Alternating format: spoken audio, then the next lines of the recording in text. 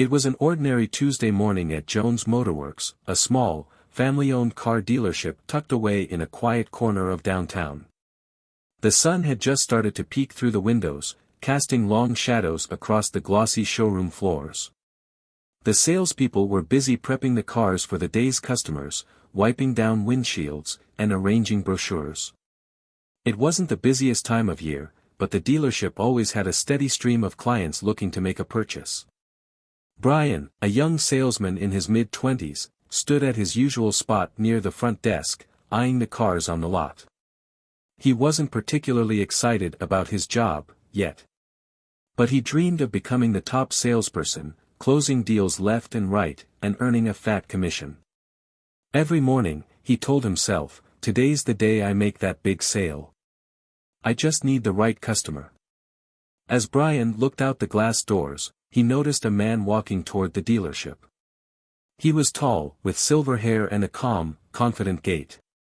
He wore a simple navy jacket, jeans, and a pair of worn leather boots that looked like they'd seen better days. The man had an air of quiet authority about him, something that didn't scream celebrity, but felt familiar. He entered the showroom, and the jingle of the doorbell rang in Brian's ears. Brian immediately straightened up. Every salesperson had been trained to spot a potential buyer from a mile away. This guy was probably looking for a new car, maybe one of the high-end models. That's where the money was, right? Brian figured he'd better act fast before one of his colleagues scooped up this opportunity. "Good morning, sir." Brian called out, flashing his most practiced smile. "Welcome to Jones Motorworks. How can I help you today?"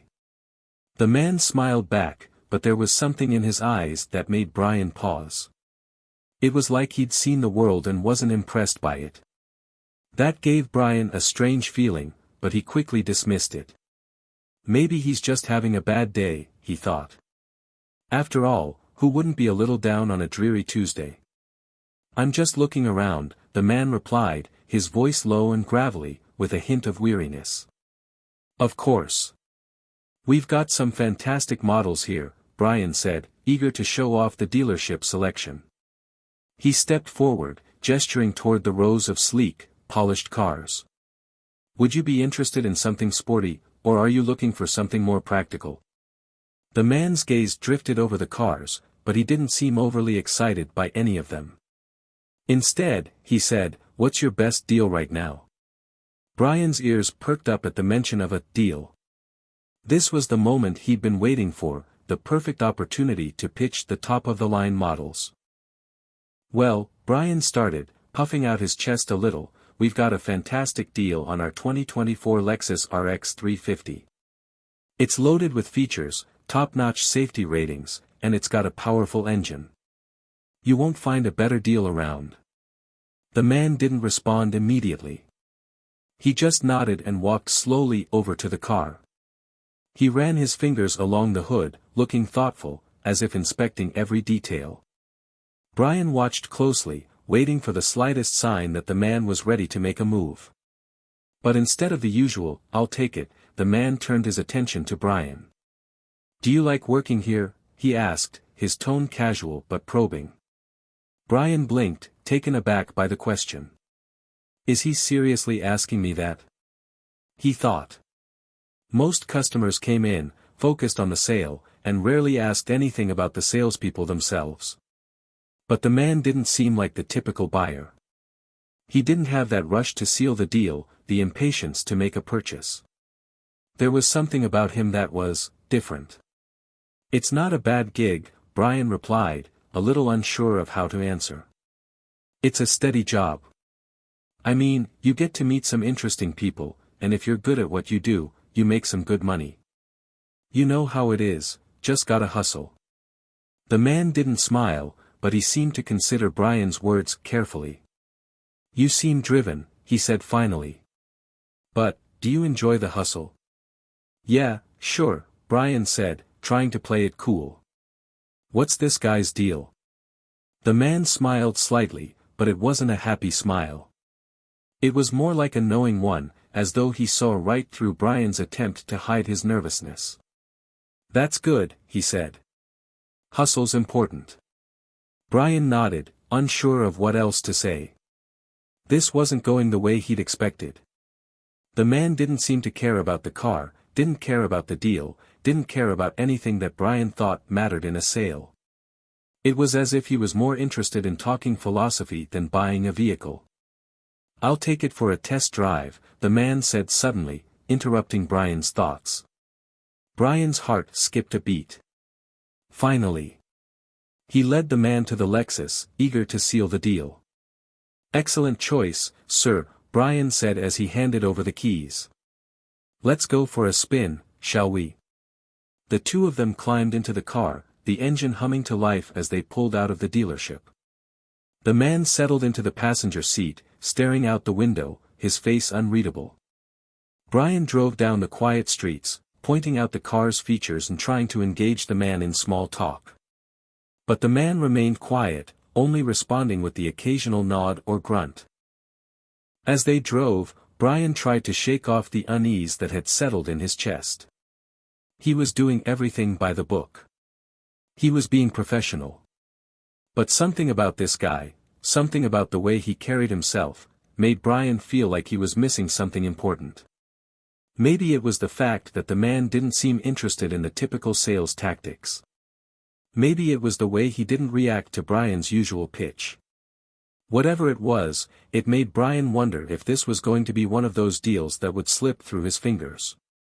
But just as Brian was beginning to lose confidence, the man spoke again, his voice calm but with a certain weight to it. "How long have you been selling cars?" Brian glanced over at him, unsure of how to answer. "About 3 years now. I've been here for about 6 months, but I've been working in sales for a while." The man nodded, as if he understood. "And what's your end goal?" Brian, feeling the pressure to impress, leaned into his answer. "I want to be the top guy here. Make the biggest sales. I want to move up the ladder. Maybe one day, I'll run a dealership of my own." The man said nothing for a long moment. Then, with surprising directness, he asked, "What happens if you get to the top and realize it's not what you expected?" Brian blinked, the question catching him off guard. "What do you mean?" "Just wondering if you're ready for the kind of life that comes with it," the man replied. "It's not all about the hustle. Sometimes, it's about the things you leave behind to get there." Brian's mind raced. Is this guy some kind of motivational speaker or philosopher? What's he trying to say? Before he could respond, the man added, "Turn right here." Brian complied, still unsure of what was happening. The ride had turned from a simple test drive into a strange, philosophical conversation. The man was starting to feel more like a mystery than a customer. And Brian was beginning to wonder if he would ever figure him out.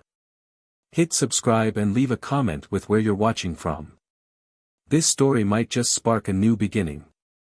What's one thing that always pushes you forward, even when things get tough? Brian had always been a dreamer. Growing up in the suburbs of Kansas City, his family wasn't poor, but they weren't rich either.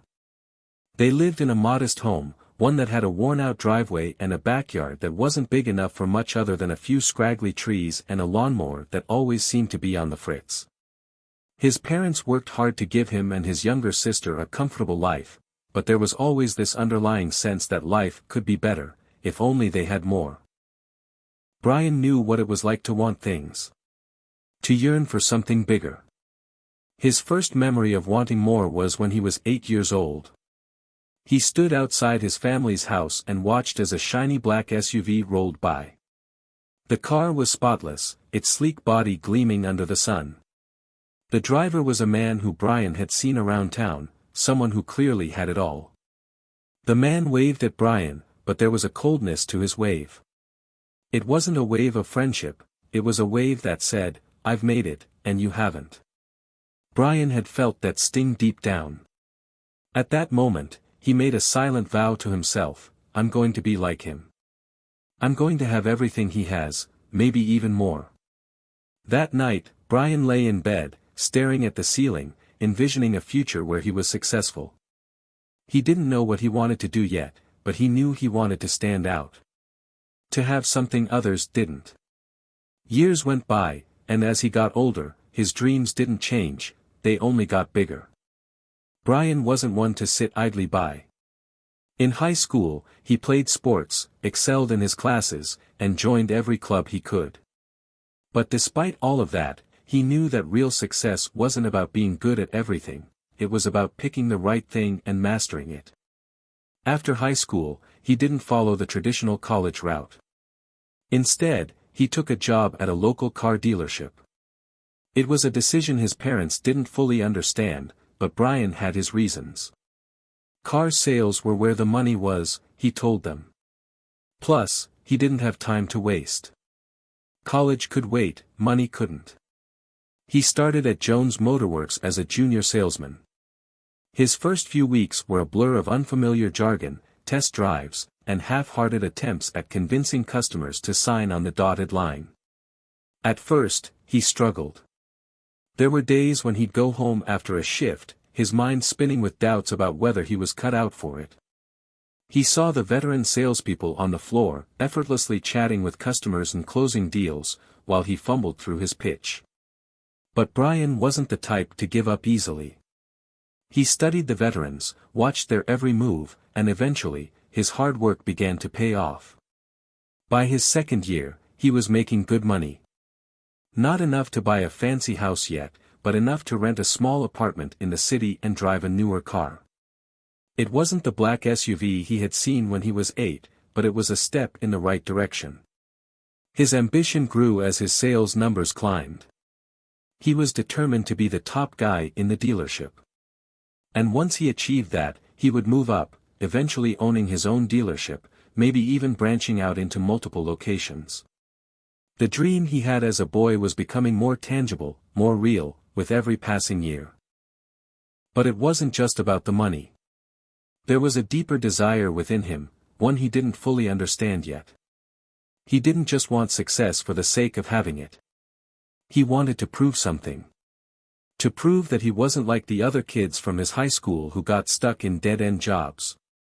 To show that he could make something of himself, even if he had to work twice as hard as everyone else. Yet, despite his growing confidence and the money rolling in, there were moments when Brian felt something was missing.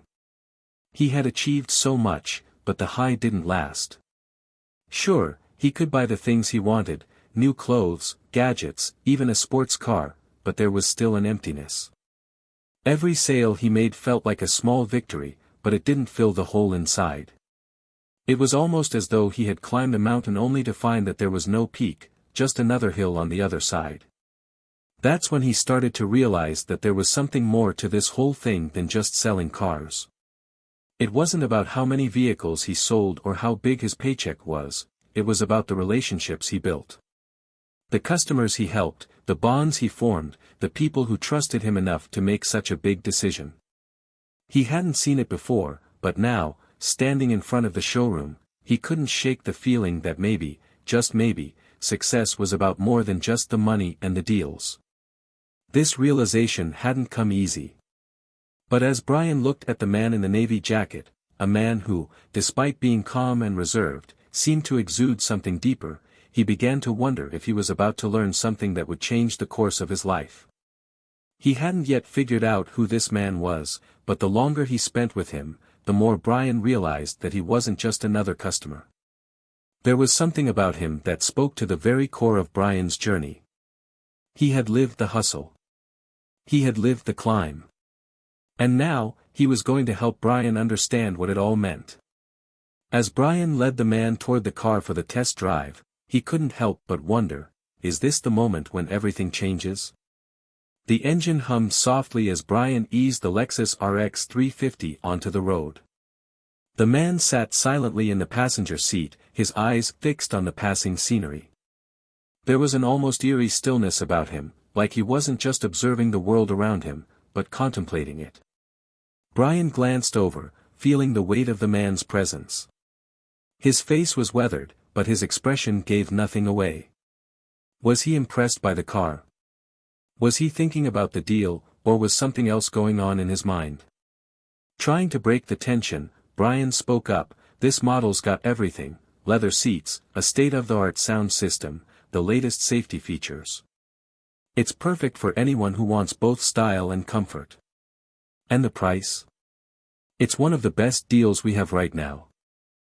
The man nodded, but his eyes never left the road ahead. I'm sure it's a good deal, he said, his voice as steady as ever. But I'm not just looking for a car. Brian's heart skipped a beat. Not looking for a car? Then why is he here? He quickly masked his confusion with a forced smile. Well, we've got plenty of other options. Maybe a different model might fit your needs better. He was trying to hold it together, but something about the man's calm demeanor was starting to throw him off. The whole situation felt off-kilter. The man turned his head slightly, as if finally acknowledging Brian. It's not about the car. It's about what the car represents. Brian blinked, his grip on the steering wheel tightening. This wasn't the typical sales pitch. Customers didn't talk like this. Not to him. They usually wanted to know the specs, the color options, the payment plans. They didn't wax philosophical about the deeper meaning of a vehicle. But there was something in the man's eyes, something that made Brian feel like this conversation was far from ordinary. What do you mean? Brian asked, his curiosity getting the better of him. The man was quiet for a moment, and then he spoke again, his words deliberate. A car is more than just a machine that gets you from one place to another. It's a reflection of who you are, what you've achieved, where you're going. People buy cars for different reasons, but they all want something. They want to prove something to themselves, to others. It's the same reason you're here. You're not just selling cars. You're selling a story. You're selling a piece of success. Brian felt his stomach tighten. It was like the man had read his mind. It was exactly what he had been working toward, selling success, selling the dream. But the more the man spoke, the more Brian's uneasy feeling grew. Where is he going with this? Do you think that's why people come to you? The man continued. They're not looking for a car. They're looking for validation. They want to be seen. They want to know they matter. Brian swallowed hard, suddenly feeling small in his seat. His usual confidence was slipping away. The man wasn't just talking about cars, he was talking about people. About Brian's whole career, his motivations, his ambitions. Was this man trying to mess with his head? Or was he onto something that Brian hadn't yet realized? I don't know, Brian said, his voice quieter than before. I sell cars because I'm good at it. Because I want to make something of myself. The man turned to him, a faint, knowing smile playing at the corners of his lips. And what does making something of yourself look like to you? A fancy house? A sports car? A life others envy? Brian was caught off guard by the question. It wasn't just a question, it was a challenge. The man was probing deeper, forcing Brian to confront something he hadn't been ready to face. What does making something of myself really mean? It's about freedom, Brian said, his words coming out more forcefully than he intended. It's about not having to worry about money anymore. It's about being in control. Having the kind of life where I can do what I want, when I want. Not worrying about bills, not worrying about the future. The man's expression softened, but there was still a weight to his gaze. You think freedom comes from control? You think it comes from having more? Brian hesitated. What's he getting at? The car's engine thrummed steadily beneath them, but the words hanging between them felt like an avalanche waiting to drop. I think it's about being able to make choices without being held back, Brian replied, unsure where this conversation was going but feeling an almost irresistible urge to keep talking. It's about not being trapped. It's about winning. The man leaned back in his seat, as if considering Brian's answer. And what if winning isn't what you thought it would be? What if the more you chase after success, the less you actually feel like you've got? Brian's pulse quickened. This was starting to feel too personal. What was he really saying? I don't, Brian began, but the man cut him off. I'm not trying to make you doubt yourself, the man said, his voice gentle but firm. But it's important to understand what you're truly after. Otherwise, you could spend your whole life running after something that doesn't exist. Brian wanted to laugh, to brush it all off as nonsense. But there was something in the man's tone, something that made him want to listen. There was a sincerity there that Brian couldn't deny. The car turned a corner and the dealership came back into view, looming large on the horizon. The morning had stretched on for what felt like hours, but in reality, it had only been about 30 minutes. The drive, however, had changed something in Brian. The man's words had sunk deep into his thoughts, and the questions he had asked, about success, about freedom, about winning, were rattling around in his mind like a storm. He pulled the car into the lot, slowly coming to a stop. The man looked over at him again, his face unreadable. Thank you for the ride. I'll think about it. Brian wasn't sure what to say. He had no idea whether the man was going to buy the car or not. But right now, it didn't even feel like it mattered. What had started as a routine test drive had turned into something much deeper. And somehow, it felt like the real test drive had only just begun, for him, not the car. As the man got out and walked toward the entrance, Brian sat in the car, staring at the lot in front of him. The dealership that had always felt like home suddenly felt like a distant place, like something he wasn't quite sure he belonged to anymore. Something had shifted, and Brian wasn't sure where it would lead him. But one thing was for certain, he couldn't go back to thinking the way he had before. The days following the mysterious encounter with the man in the Lexus were a blur for Brian. The dealership had returned to its usual rhythm, but his mind was far from settled. The questions the man had asked kept echoing in his head, louder and louder with each passing day. What are you really after? Is winning enough? They haunted him, forcing him to reevaluate everything he'd worked for. For the first time in years, the dreams that had once seemed so clear and attainable were suddenly clouded with doubt. It wasn't just the job. It was his entire life. Everything he had been chasing, all the things he thought would make him happy, was it enough? Or was it just a distraction from something deeper? A fear he hadn't faced until now. The dealership, once the center of his universe, felt like a cage. His colleagues went about their work with their usual enthusiasm, closing deals, chatting with customers, hitting their targets. But Brian couldn't shake the feeling that there was something more. Something beyond the routine of daily sales numbers and quotas. A part of him wanted to break free and see the world beyond the showroom floor. Another part of him feared that breaking free would mean losing everything he had worked for. One afternoon, as Brian was sitting at his desk, his phone buzzed with an incoming message. He unlocked it, expecting another update from the dealership's sales manager or a reminder about his latest target. Instead, it was a simple text from an unknown number, "Meet me at 7 p.m. at the Bridge Cafe. We need to talk." Brian stared at the screen for a moment, his heart rate quickening. The number wasn't familiar, but the tone of the message felt urgent, like something was about to change, and he couldn't ignore it. He knew instantly who it was from, the man in the Lexus. What does he want now? The whole situation felt strange. Why would the man want to meet at a cafe? And why was this conversation so important? Brian wasn't sure, but he knew he couldn't ignore it. He wasn't the type to run away from tough situations, and this felt like one of those moments that could shape the rest of his life. That evening, he found himself sitting at a corner table at the Bridge Cafe, a small but cozy cafe in the heart of town. The atmosphere was quiet, almost serene, with low lighting and soft music playing in the background. The place was mostly empty, except for a few people quietly sipping coffee and reading newspapers. Brian sat nervously, his fingers tapping on the table, waiting for the man to arrive. He didn't even know what to expect anymore. Was this going to be another cryptic conversation about life, success, and freedom? Was he going to be forced to confront more uncomfortable truths about his life? Or was this just another wild goose chase? The door opened, and the man in the navy jacket walked in.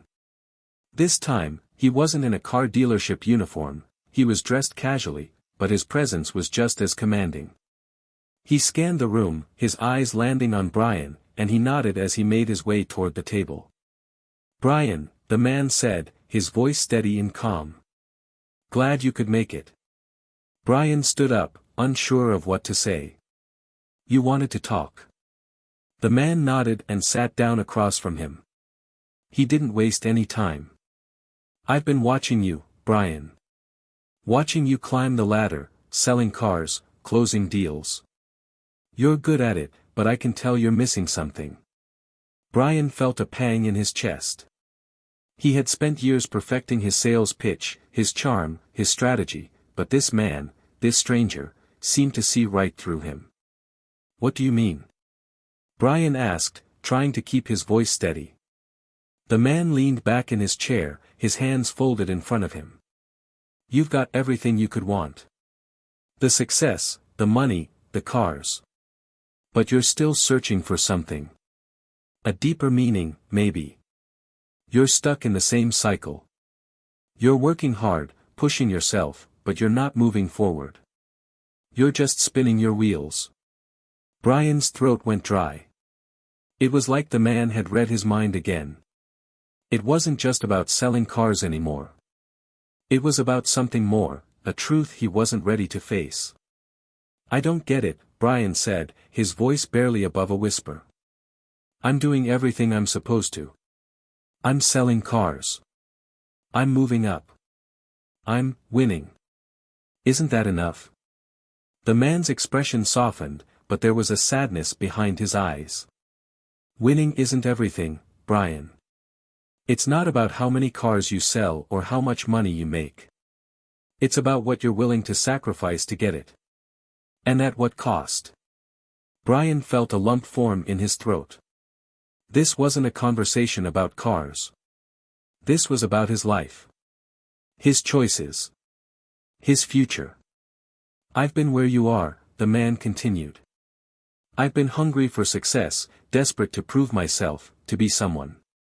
But when you get to the top, you realize something: you're alone. You're surrounded by things, but you're empty inside.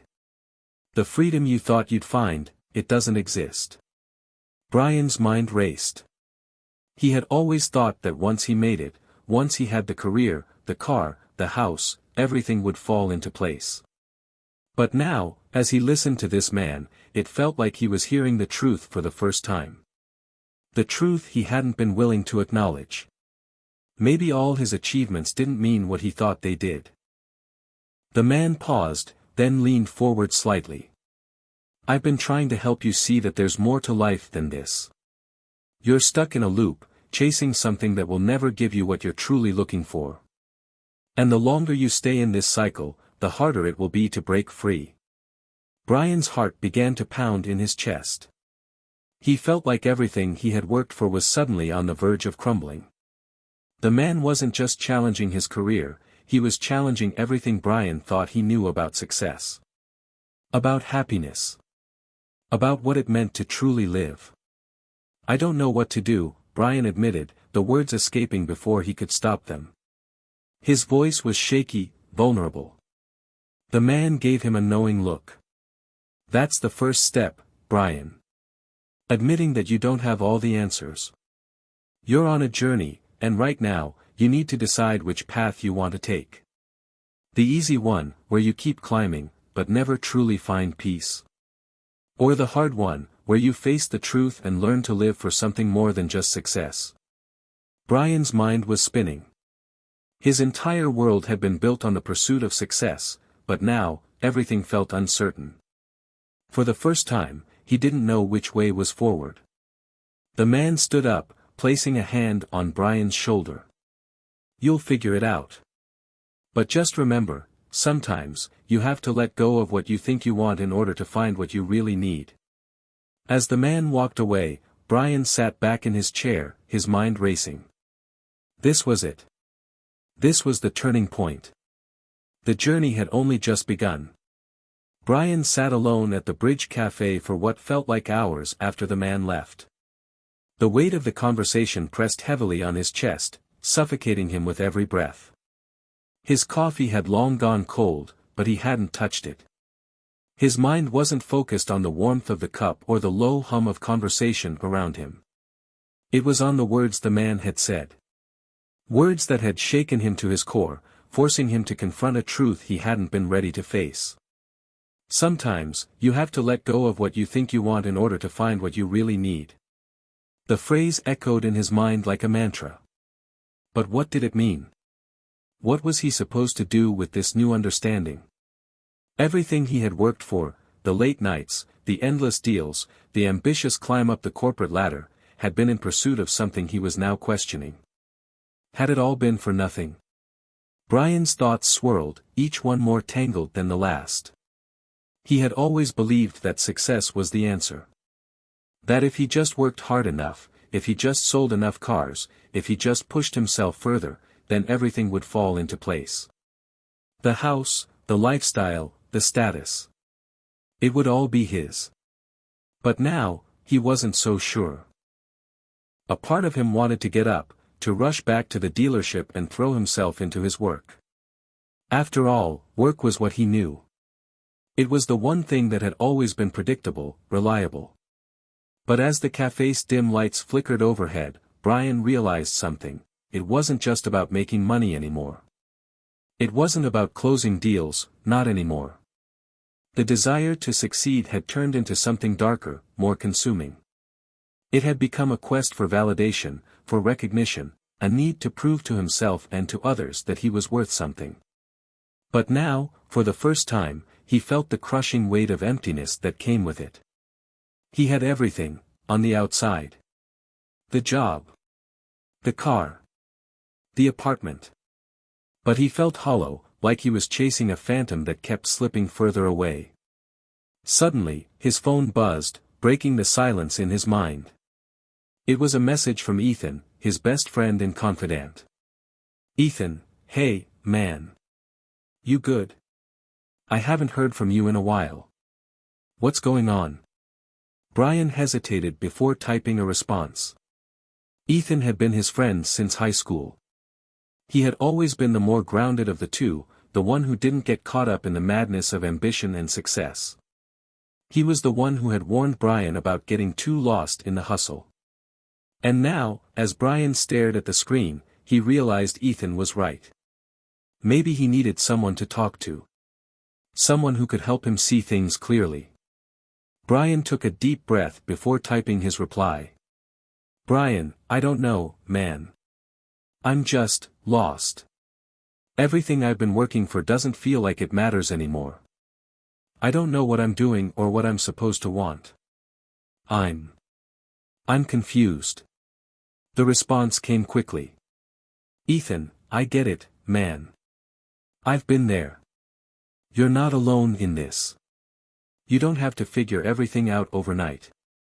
But you've got to start asking yourself what really matters to you. And if what you've been chasing isn't it, then it's time to make a change. Brian stared at the message, his mind reeling. Change. What did that even look like? Could he just walk away from everything he had worked so hard to build? Could he walk away from the dream that had been driving him for years? His hands shook as he typed back. Brian, I don't know if I can. It's all I've ever known. I've put everything into it. Ethan's reply was simple, but it hit hard. Ethan, you can always put yourself first, Brian. You deserve to be happy, too. Don't stay stuck just because it's familiar. The word stung. Put yourself first. Brian had never truly done that. He had always been so focused on his career, on what was next, on pushing himself harder. He had sacrificed his happiness for success. And now, sitting in that quiet cafe, he realized just how much it had cost him. The man in the Lexus had told him that sometimes you had to let go of what you think you want. Brian had thought that was just some abstract advice, something he could ignore. But now, it felt like a personal challenge. Was he ready to let go? Was he ready to abandon the life he had built for something else, something unknown? A sharp pang of anxiety hit his chest, and for the first time, he felt truly vulnerable. He wanted to pull the blanket of success back over himself, hide from the questions, and pretend everything was fine. But that wouldn't fix anything. It never had.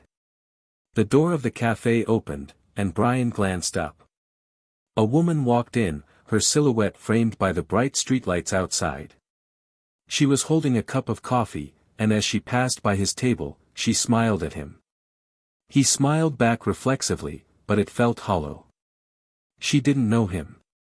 No one did. Not really. Not in the way that mattered.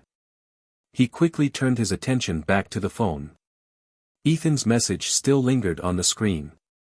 You don't have to figure everything out overnight. Brian closed his eyes for a moment, taking a long, steadying breath. He didn't have to figure everything out right now. But he had to start somewhere. He had to face the truth, even if it terrified him. And in that moment, he realized something: he couldn't keep running. He had been running for so long, hiding behind his work, behind his success, behind the idea of who he was supposed to be. It was time to stop. Brian stood up from the table, pulling his jacket on, and made his way toward the door. The cafe had been a place of reflection, of quiet. But now, it felt like the first step of something new. Something bigger.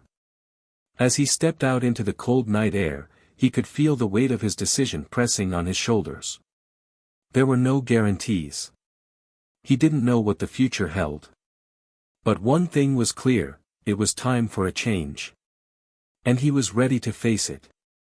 The morning after his conversation with Ethan, Brian found himself standing in front of the mirror in his apartment, staring at his reflection. His usual routine felt like a distant memory, like something from another life. The man who had woken up every day with a singular goal in mind: succeed at work, climb higher, sell more, earn more, was now questioning everything he had been working toward. The mirror didn't show the same person he had been yesterday, and it unsettled him.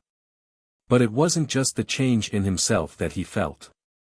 It was a growing understanding that he had been living in autopilot for so long. His life had been defined by what he could achieve, not by who he was or what he truly needed.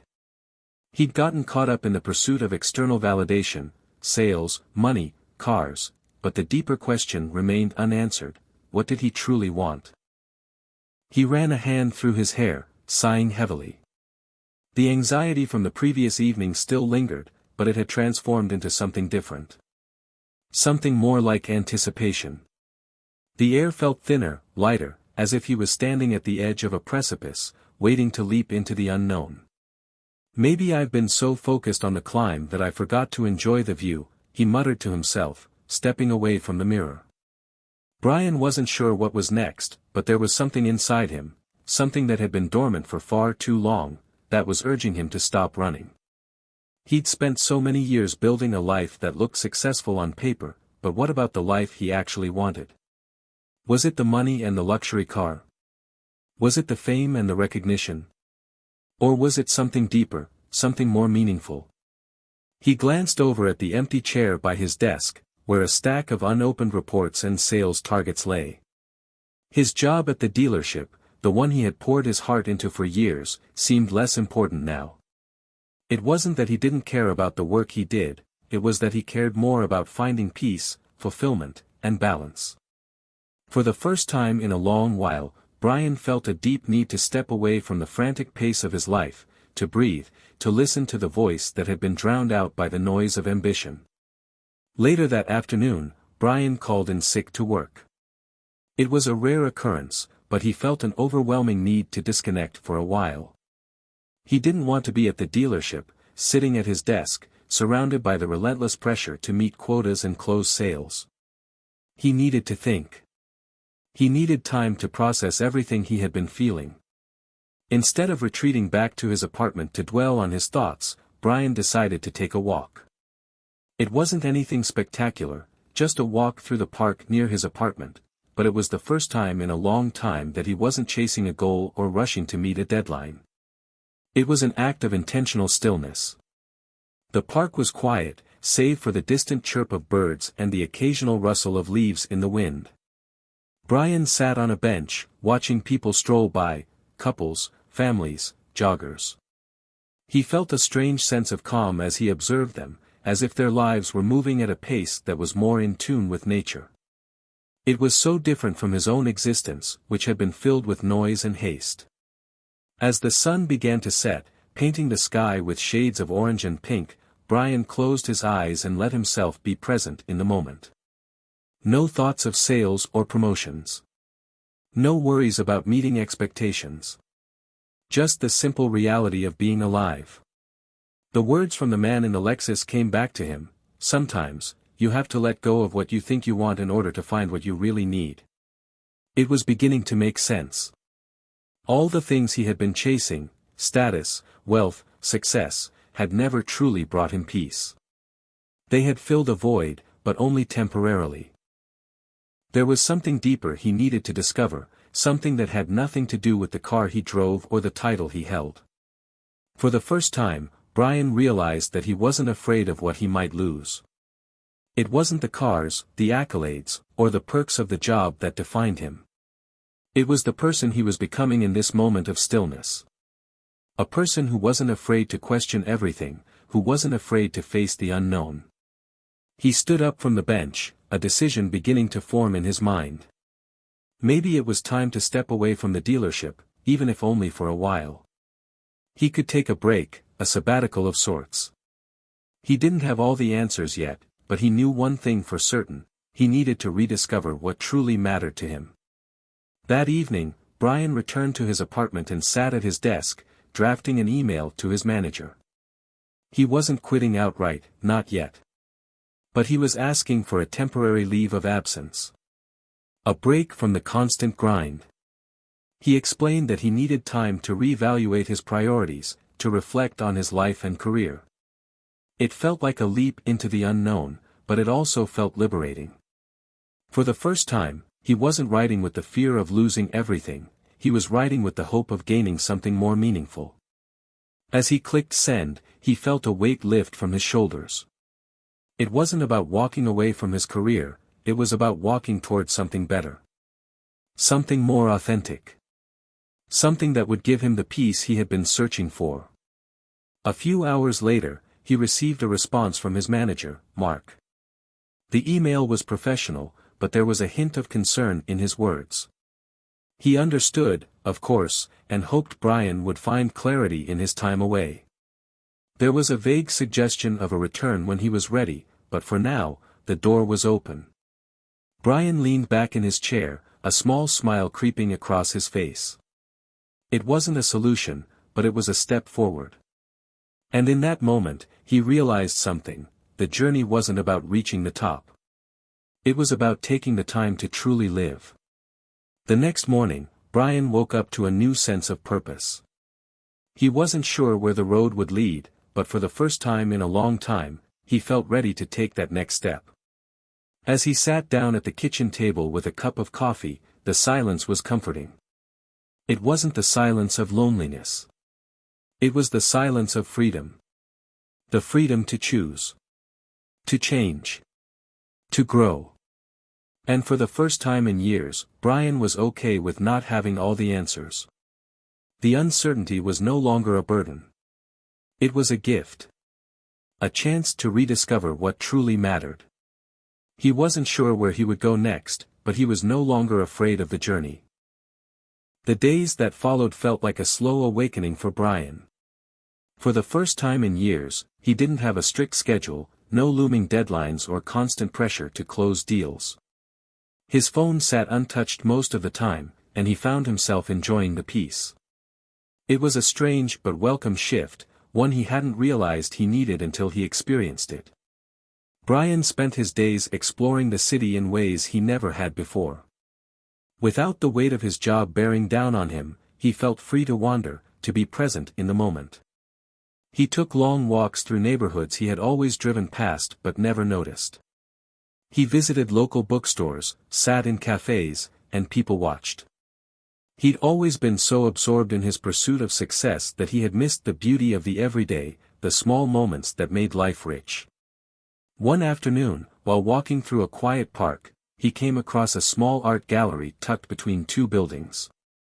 It was a humble space, with a few visitors inside, browsing the paintings and sculptures. Brian had never been particularly interested in art, but something about the peaceful atmosphere drew him in. He stepped inside, greeted by the soft hum of classical music playing in the background. The walls were lined with paintings, some abstract, some realistic, all filled with emotion and depth. As he wandered through the gallery, he paused in front of a large canvas. It was an impressionist piece, filled with vibrant colors and swirling strokes that seemed to capture the essence of movement and change. He couldn't quite explain why, but it resonated with him. It was chaotic yet beautiful, much like the way he had been feeling these past few days. He stood there for a long time, contemplating the painting, feeling an unfamiliar sense of peace. As he left the gallery, Brian felt something stir within him.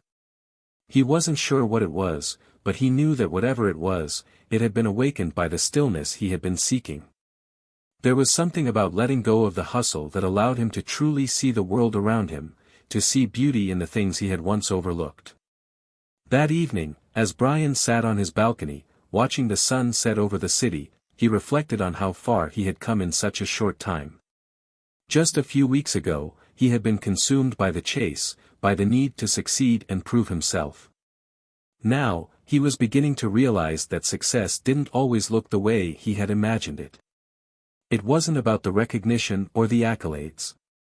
It wasn't even about the money or the things. It was about finding peace and purpose in his life, something deeper than the external measures of success. His phone buzzed again, snapping him out of his reverie. It was a message from Ethan. "Ethan, hey, man. How's it going? You still taking it easy? I was thinking maybe we could grab lunch this weekend, catch up. I miss our talks." Brian smiled at the message. Ethan had been supportive throughout his time away from the dealership, but he could tell that his friend was still curious about how things were going. The truth was, Brian hadn't had all the answers yet, but he felt like he was getting closer to understanding what really mattered. "Brian, hey, Ethan. I'd love that. It's been good, actually. Still figuring things out, but I think I'm finally starting to listen to what I really want. Let's grab lunch on Saturday." He set his phone down, feeling a sense of relief wash over him. Even in this uncertain time, he was starting to feel like he was on the right path. There was still so much to discover, but the pressure to have everything figured out had lifted. Saturday arrived, and Brian met Ethan at their usual spot, a small diner they had been going to since high school. As soon as they sat down, Ethan raised an eyebrow. "So, what's the deal, man?" he asked, a playful smirk tugging at the corner of his mouth. "You're not at the dealership anymore. You taking a sabbatical or what?" Brian chuckled, a bit of the old humor returning to his voice. "Yeah, something like that. I just needed some time to breathe. To figure things out." Ethan nodded, looking genuinely interested. "Figuring things out, huh? That sounds serious. So, what have you figured out so far?" Brian leaned back in his chair, taking a moment to reflect. "It's weird. I thought I knew what I wanted. I thought I was doing everything right, climbing the ladder, getting the promotions, living the dream. But I've realized that it wasn't really my dream. It was someone else's idea of what success looks like. And I've spent so much time trying to get there that I forgot to ask myself if that's what I even wanted." Ethan sat quietly, nodding in understanding. "That's deep, man. So, what now? You gonna quit the dealership for good?" Brian shook his head. "I don't know. I'm not ready to completely walk away yet. But I think I need to find something that feels more real. Something that brings me more joy. I'm still figuring it out, but I know I don't want to go back to the way things were. I want to explore new possibilities. I want to actually live my life, not just work to live. Ethan smiled. Sounds like you're on the right path, bro. Honestly, I'm proud of you. It takes guts to admit that what you've been doing isn't working for you. But don't be afraid to take your time. No one has it all figured out, especially not right away. Brian grinned, feeling a weight lift off his shoulders. Thanks, man. That means a lot. The conversation shifted, and the two friends spent the rest of the lunch catching up, laughing about old memories and talking about the future. For the first time in a long time, Brian felt like he wasn't carrying the world on his shoulders. He was taking each moment as it came, not rushing ahead, and for the first time, he was truly enjoying his life. As they parted ways, Brian felt a renewed sense of purpose. He didn't know exactly where he was going, but he knew he was headed in the right direction. The pressure to have it all figured out was gone. The journey was no longer about reaching the destination, it was about embracing the journey itself. And for the first time in years, Brian felt at peace. The weeks that followed continued to unfold slowly, like the turning of pages in a book Brian had only just begun to read. He was finding solace in the quiet moments, the simple acts of living without the overwhelming rush he had once been accustomed to. Yet, there was still a lingering question that he couldn't shake: what came next? One morning, Brian was sipping his coffee on the balcony when the thought crossed his mind again. What is it that you truly want to do with your life? The question didn't come with pressure anymore, but with curiosity, like an invitation to explore a path that had once seemed too uncertain to consider. As he sat there, the morning sun beginning to warm the city around him, Brian recalled something his dad had once said: "It's not about finding your purpose, son. It's about creating it." His father's words echoed in his mind, and for the first time, he truly understood what they meant. Purpose wasn't something that just fell into your lap, nor was it something you could buy or measure with success or status. It was something you built, day by day, choice by choice. Creating your purpose, Brian murmured to himself. The idea felt like a revelation. It wasn't about waiting for life to show him the next step, it was about taking the initiative to craft it. Why not, he whispered to himself. I've already taken one huge leap. What's one more? Brian spent the next few days researching photography. He read articles, watched tutorials, and even joined online communities where photographers shared their work and offered advice. He quickly realized there was so much more to photography than he had imagined. It was about understanding light, composition, and emotion, the way a single image could tell a story without saying a word. The idea of making photography more than a hobby started to take root in his mind. What if he could turn it into a career? What if this was the creative outlet he had been yearning for all along? The more he thought about it, the more excited he became. The thought of stepping into a world that was completely different from his old life energized him in a way he hadn't felt in years. A few weeks later, Brian made his first big decision. He bought a professional camera. It wasn't the most expensive model on the market, but it was a step towards something bigger. He felt a thrill as he held the camera in his hands for the first time. It was more than just a piece of equipment, it was a tool for self-expression, a way to capture the world in a way that was uniquely his. His first few photos were nothing extraordinary: landscapes, street scenes, a few portraits of friends. But as he went through the process of editing, learning the nuances of light and shadow, he could feel the transformation taking place within him. Each photo was a small victory, a moment of growth. He wasn't just clicking a button and taking pictures, he was telling a story, evoking emotion, creating something beautiful. One afternoon, Brian decided to visit a local art gallery that had recently opened in the neighborhood. He had heard about it through word of mouth and was curious to see what kind of work it featured.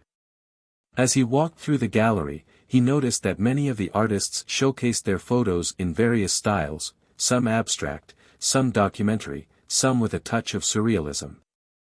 The idea of displaying his own work in a gallery didn't seem as far-fetched as it once had. It was a world of possibility that he had never considered before. Brian struck up a conversation with one of the gallery curators, a friendly woman named Maria, who was more than happy to talk about the gallery's exhibitions and what they were looking for in terms of new artists. After a few minutes of conversation, she mentioned that they were planning a photography showcase in a couple of months and encouraged Brian to submit his work if he was interested. The offer caught him off guard. He had never even considered showcasing his photos publicly, let alone in a gallery. But there was something about the invitation that felt right. Maybe this was the universe telling him he was on the right path.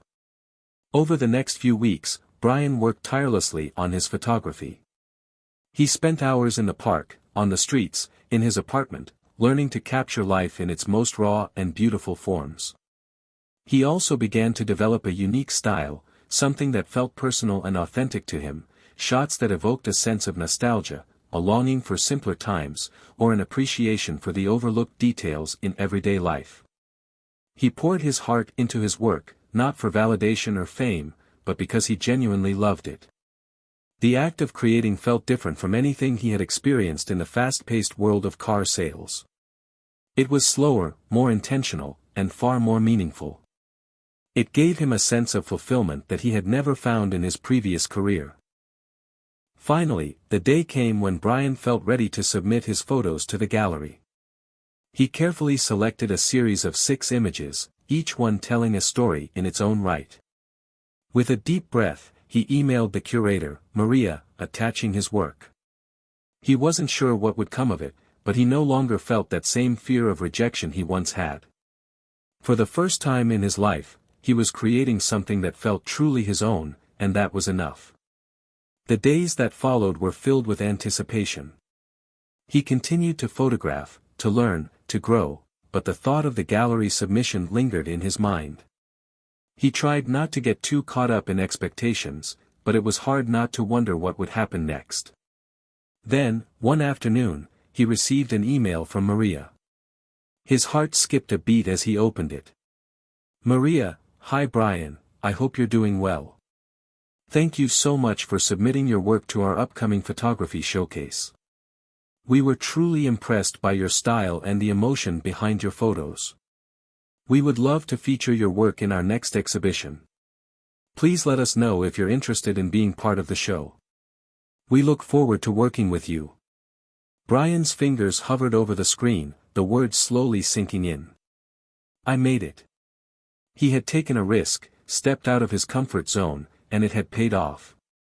But more than that, it wasn't just about getting into a gallery, it was about taking control of his life, about creating something that felt authentic and meaningful. Brian replied immediately, accepting the invitation to showcase his work. He felt a surge of excitement, but also a deep sense of peace. He wasn't sure what the future held, but for the first time, he felt certain that he was on the right path. And for the first time in years, he felt truly alive. The weeks following Brian's acceptance into the gallery's photography showcase were a whirlwind of activity. The email from Maria had opened a door to a world he had only ever dreamed about, and now he was navigating the new terrain with a sense of purpose and excitement he hadn't felt in years. Brian's days were filled with the rush of finalizing his submissions for the gallery. He spent hours in his apartment editing his photos, tweaking the lighting and composition, ensuring each shot was as perfect as possible. It wasn't about perfection, of course, it was about the message each image conveyed, the emotion it evoked. But in his mind, perfection was part of the process, and he was dedicated to bringing his best to this new venture. As he worked, he could feel his confidence growing. The fear and self-doubt that had plagued him in his earlier years seemed distant now, like shadows that no longer held any power over him. Photography was his language, a way to communicate with the world in a way that words never could. He realized he had spent too much of his life chasing things that weren't truly his, and now, for the first time, he was doing something that felt deeply aligned with his true self.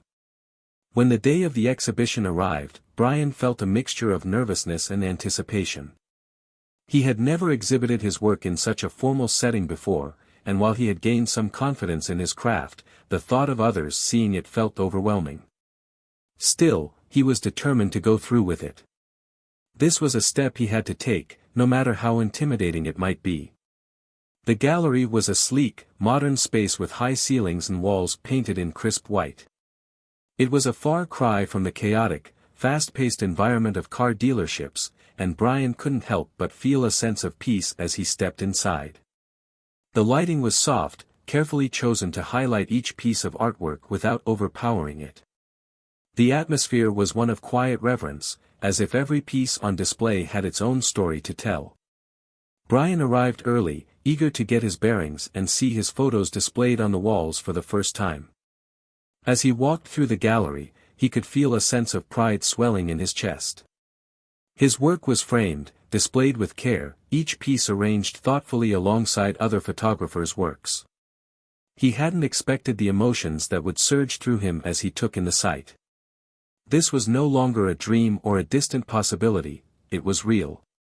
Maria, the curator, greeted him warmly when she saw him. "Brian, I'm so glad you could make it today. Your photos look incredible. People are already commenting on them. You're going to do great." Brian smiled nervously, adjusting his jacket. "Thanks, Maria. It's a lot to take in. I've never done anything like this before." Maria nodded. "That's exactly why this is so important. You're taking a chance, putting yourself out there, and that's something a lot of people can't do. It's part of the process.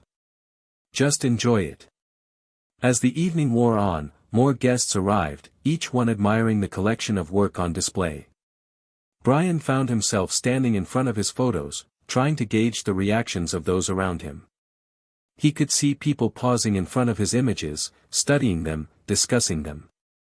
A few guests even asked if they could buy prints of his work, a request that sent a wave of disbelief through him. For a moment, he felt a bit out of place. He had been so used to operating in a world where everything was measured by numbers, by sales, by goals. Now, he was part of something much more personal, much more intimate. His work was being appreciated for its artistry, not for its commercial value.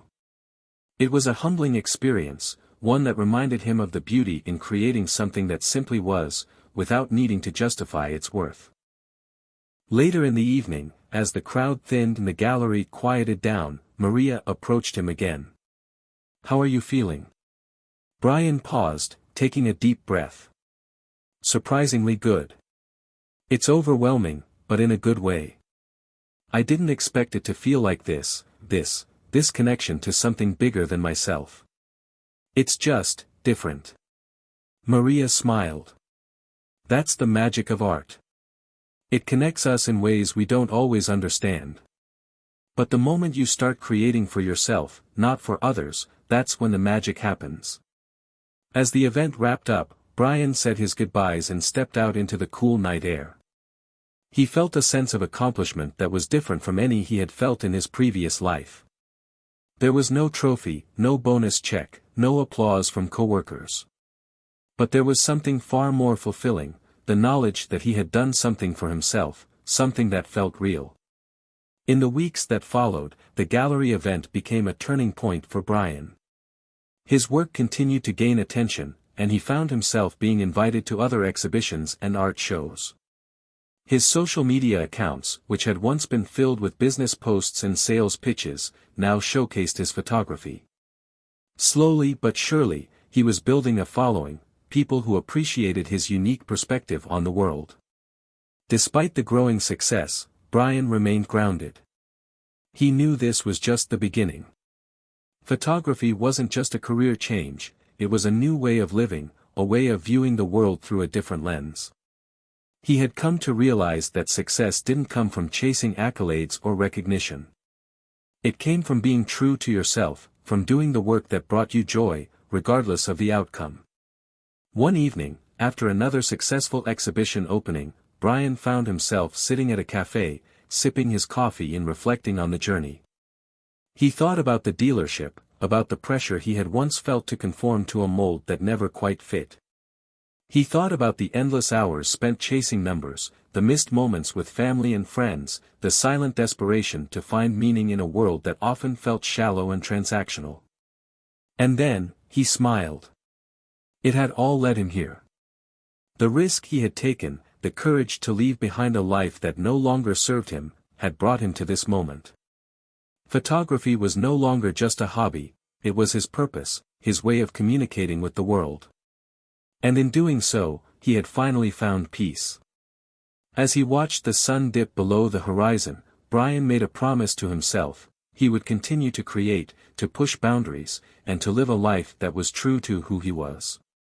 No more chasing someone else's idea of success. It was time to build his own. The months that followed Brian's first gallery exhibition felt like a blur, filled with new opportunities and challenges.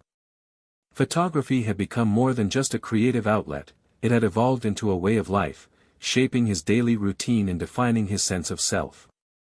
As Brian continued to explore his new path, he began to realize that success in the world of art wasn't just about producing beautiful images, it was about continuously evolving and embracing the unknown. His social media presence grew steadily, with more people connecting with his photos and sharing their own interpretations of his work. Comments from followers poured in, praising the way he captured the raw emotions of everyday life. He'd even begun receiving commissions, shooting personal projects for clients who admired his style. It felt surreal, but the excitement of it all was tempered by a quiet sense of purpose. This wasn't a fluke or a phase. It was his future, unfolding one shot at a time. Yet, despite the positive momentum, Brian still found himself wrestling with doubt. Every time he looked at his work, there was a nagging voice in the back of his mind: what if this wasn't good enough? What if his next project fell flat? He had spent so much of his life seeking validation through external means, sales, titles, promotions, that the idea of pursuing something as personal as art felt both liberating and terrifying. One evening, as he walked through the streets of his neighborhood, camera in hand, Brian couldn't help but think about his old life. He'd left behind a successful career, but there were moments when the security of that life crept back into his thoughts. The steady paycheck, the predictability of the work, the sense of achievement that came with closing a deal or winning a sale, those things had once given him comfort. But now, they felt like chains that had kept him from embracing something more authentic, something real. Shaking off the thoughts, Brian focused his attention on the city around him. The setting sun painted the buildings with a warm glow, and the streets were alive with the hum of people going about their day. He lifted his camera, capturing the vibrant energy of the moment. It wasn't about perfection. It was about capturing life as it was, raw, imperfect, beautiful. As he clicked the shutter, Brian realized something important. He wasn't just taking pictures of the world around him. He was capturing moments of his own growth, his own journey from uncertainty to clarity, from fear to courage. Each photo was a snapshot of the person he was becoming, and each shot reminded him of how far he had come. The phone call came a few weeks later, on a quiet Sunday morning. Brian had just finished editing a new set of images when his phone buzzed with an incoming call from an unfamiliar number. "Hello," he answered, wiping his hands on a towel. "Is this Brian Harper?" a voice on the other end asked. It was a woman's voice, warm but with an air of business-like efficiency. "Yeah, this is him," Brian replied, intrigued. "This is Sarah Jacobs from Eastside Studios. We've been following your work for a while, and we're really impressed by your unique style. We're hosting an upcoming exhibition, and we'd love to feature some of your photographs. Would you be interested in showing your work?" Brian's heart skipped a beat.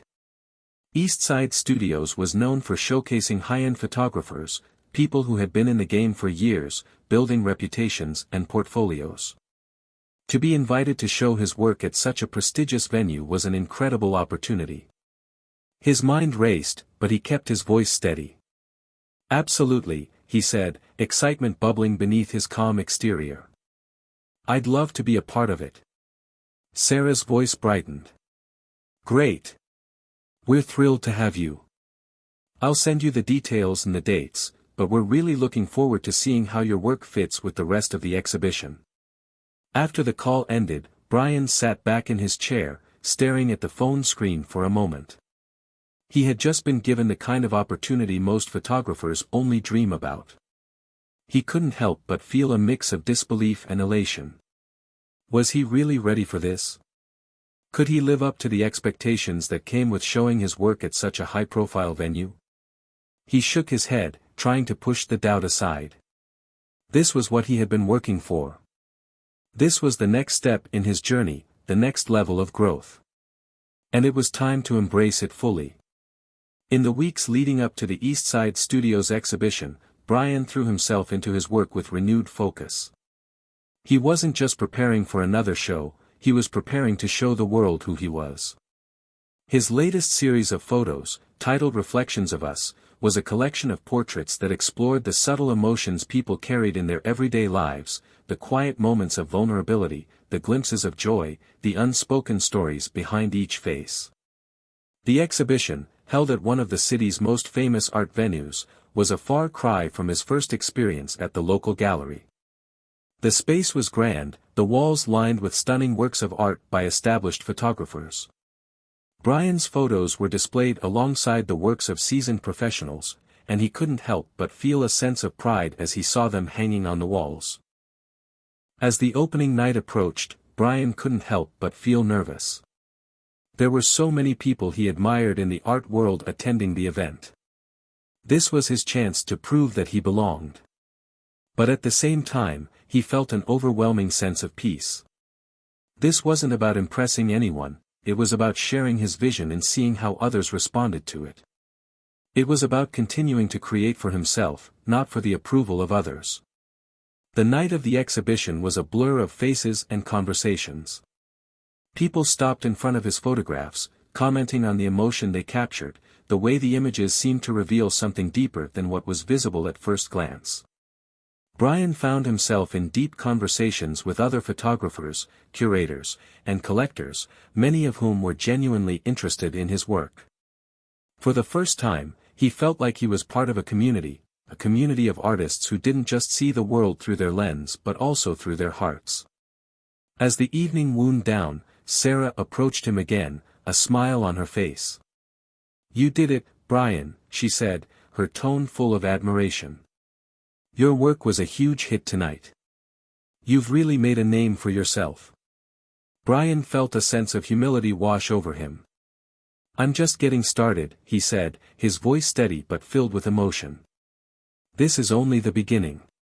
The truth was, Brian had come to realize something profound over the past few months: success wasn't just about the recognition, the accolades, or the commissions.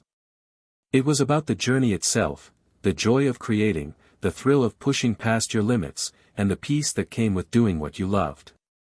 He had found his purpose, but more importantly, he had found the courage to live it. And as the night ended, Brian stood there, amidst the crowd, knowing that no matter where this path would lead, he was exactly where he was meant to be.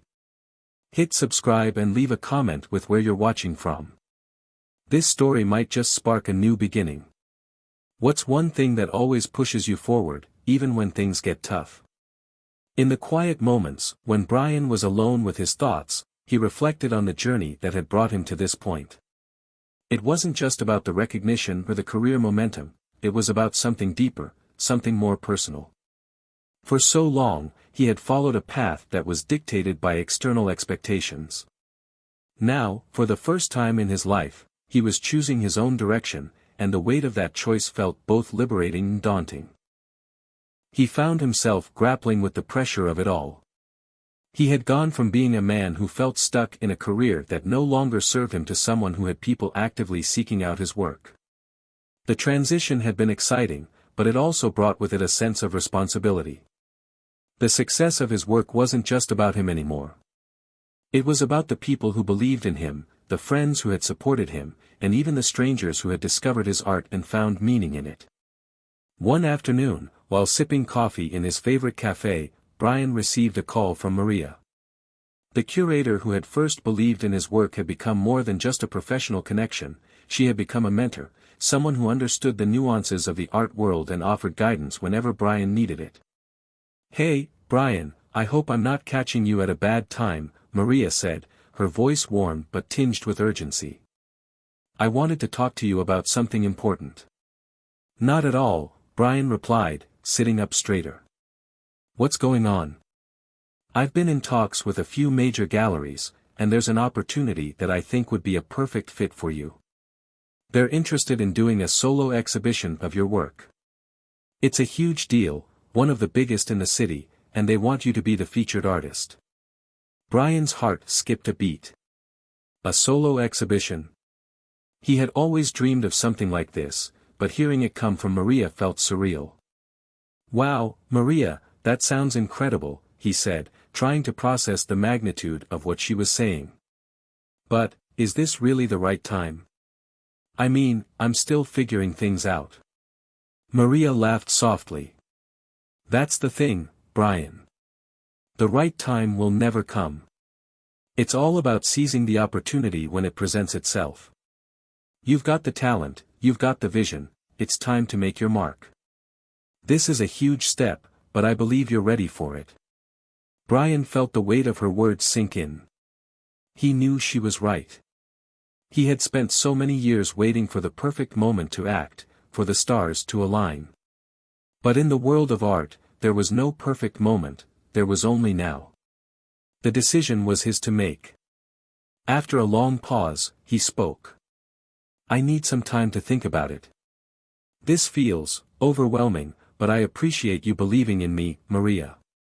"I know you'll make the right decision, Brian," she said warmly. "Just remember that you're not alone in this. You've got people who support you, me, your friends, your followers. You've built something real, and you deserve this."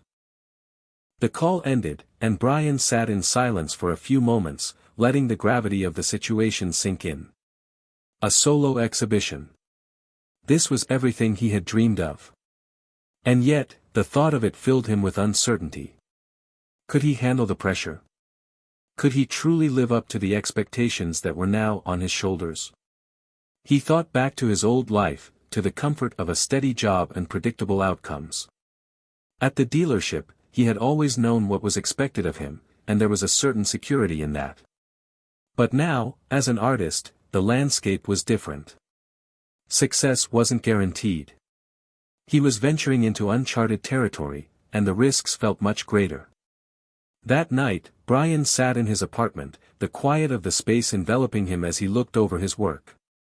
He had printed out some of his favorite pieces, each one a reflection of a different moment in his journey. There was the image of the woman on the subway, her face a study of quiet determination. The shot of the street performer, his guitar case open as he played beneath a fading sunset. And then there was the portrait of a young child, her eyes wide with wonder as she looked up at the sky. Each photo was a fragment of his life, a piece of his soul captured in a single frame. He knew these images spoke to something universal, something people could connect with. And yet, the thought of showcasing them in a solo exhibition felt like exposing his innermost self to the world. It was one thing to share his work in a group setting, but this would be different. This would be his moment to stand alone. The phone buzzed on the table, snapping him out of his thoughts. He picked it up to see a message from Lily, one of the few friends he had kept in touch with since leaving the dealership. She had always been a steady source of support for him, offering encouragement during his darker moments. "How's it going, Brian? I was thinking about you today. I know you've been working on something big, don't forget to take a breath and enjoy the process. You've got this." Brian smiled, feeling a wave of gratitude. Lily had always been a grounded presence in his life, someone who reminded him of the importance of balance. He typed a quick response, letting her know about the solo exhibition opportunity. "I'm definitely feeling the pressure, but it's exciting too. Not sure if I'm ready for it, though." Her reply came swiftly. "You've always been more than ready, Brian. You just need to trust yourself. You've done the work, and now it's time to step into the spotlight. Whatever happens, you've already won." Her words struck a chord with him. Brian knew Lily was right. He had spent so much of his life waiting for approval from others, seeking validation in external achievements. But this was different. This was about showing the world who he truly was, without fear or hesitation. And if he failed, if the exhibition didn't live up to his expectations, it wouldn't be the end. It would simply be another step on the path to something greater. The decision was becoming clearer in his mind. He was ready. It was time to embrace the journey, to trust in his talent and in the people who believed in him. He closed his laptop, took a deep breath, and made the call to Maria. "I'm in," he said, his voice steady. "Let's do this." The following days were a whirlwind of preparation. Brian worked tirelessly to finalize the pieces for the exhibition, curating a collection that he felt truly reflected his artistic vision. He had moments of doubt, of course. There were times when the weight of it all felt overwhelming. But with each photo he printed, each frame he selected, he felt a growing sense of pride. As the exhibition date drew closer, Brian realized that this wasn't just about the art. It was about the journey he had taken to get here, the struggles, the risks, the sacrifices, and the growth. This was his moment to share not just his work, but his story. And no matter the outcome, that was something worth celebrating.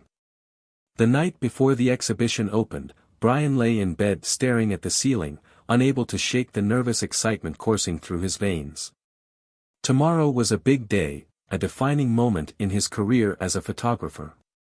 His solo exhibition, Reflections of Us, would officially open at the prestigious East Side Studios, and for the first time in a long while, Brian had the sense that his life was about to change in ways he couldn't even predict.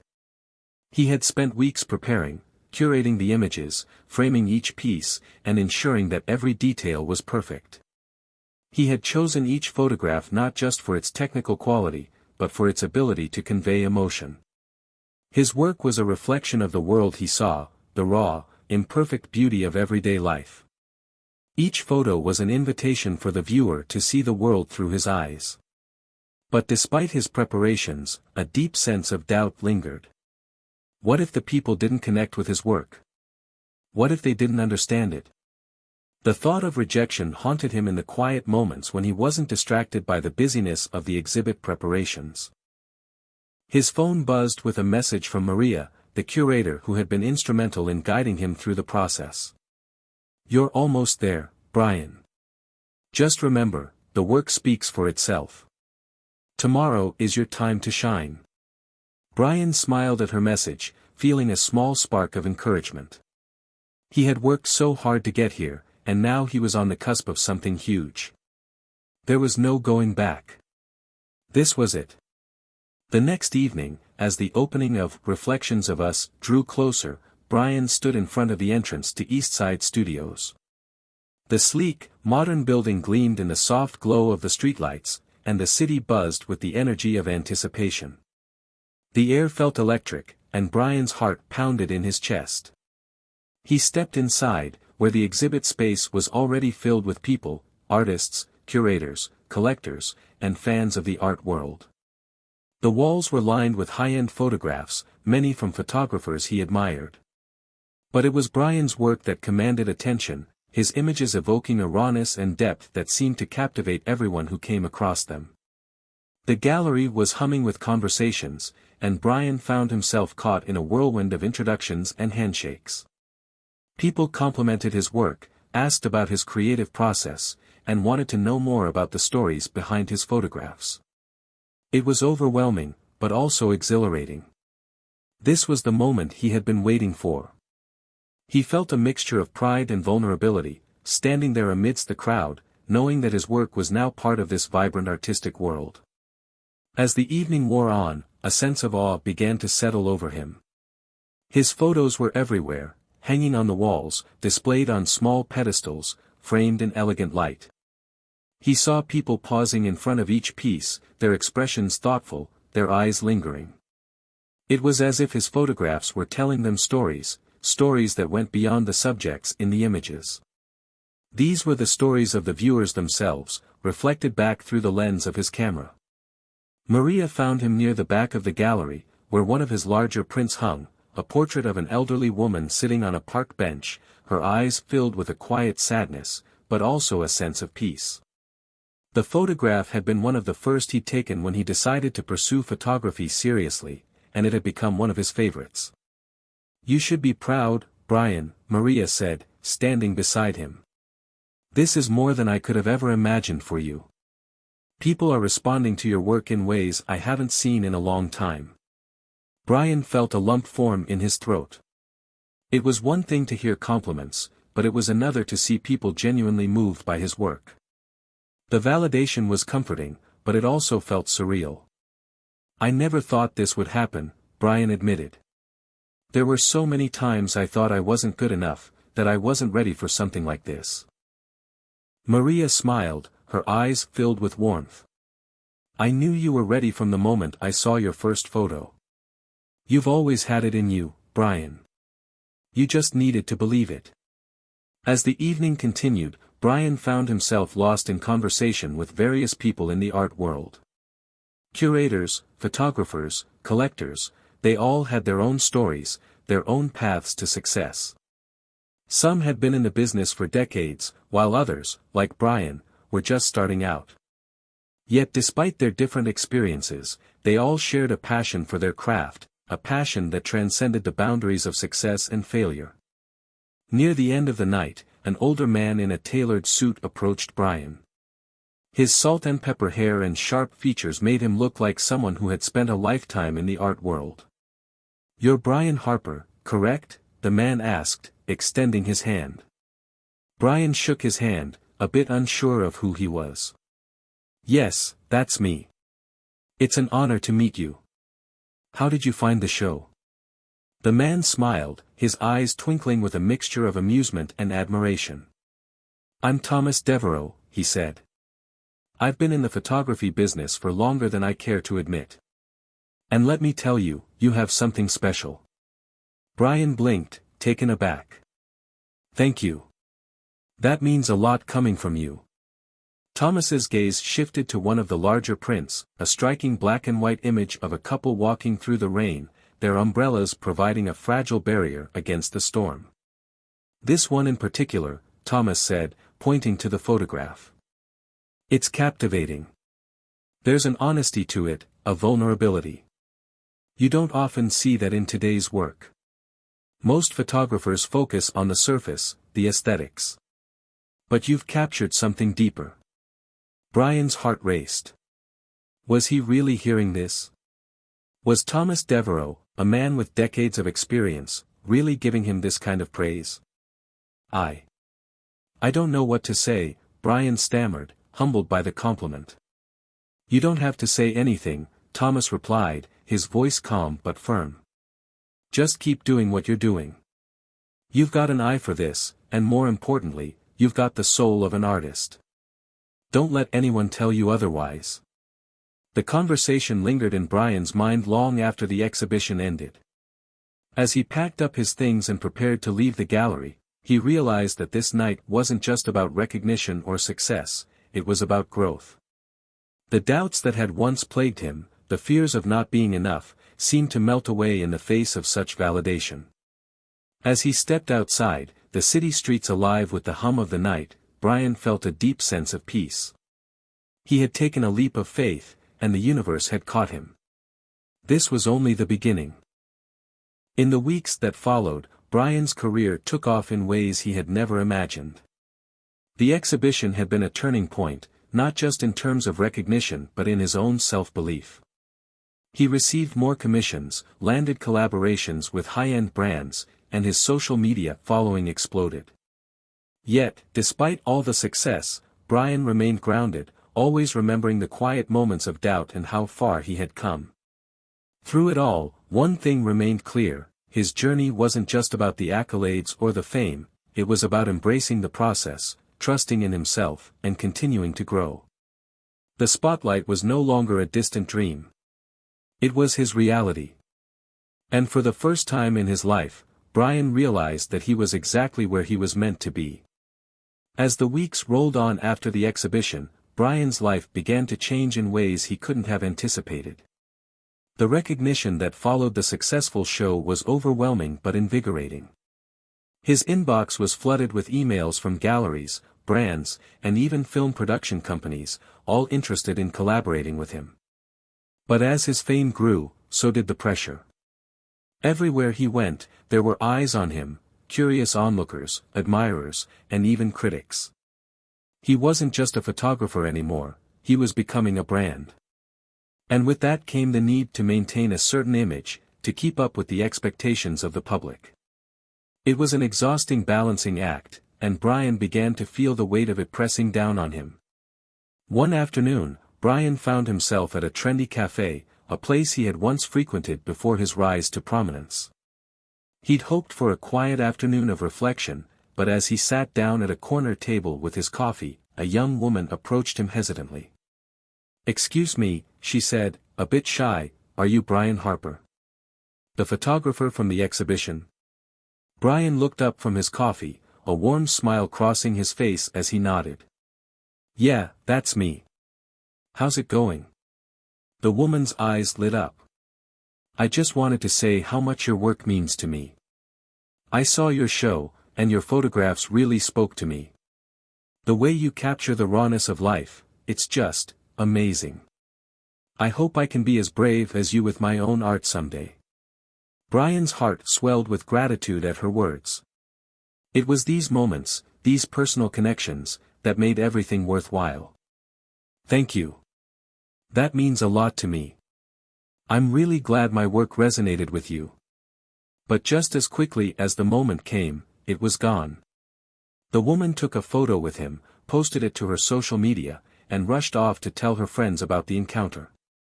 As he sat back, sipping his coffee, Brian felt a mix of emotions. On the one hand, he was grateful for the impact his work had on people.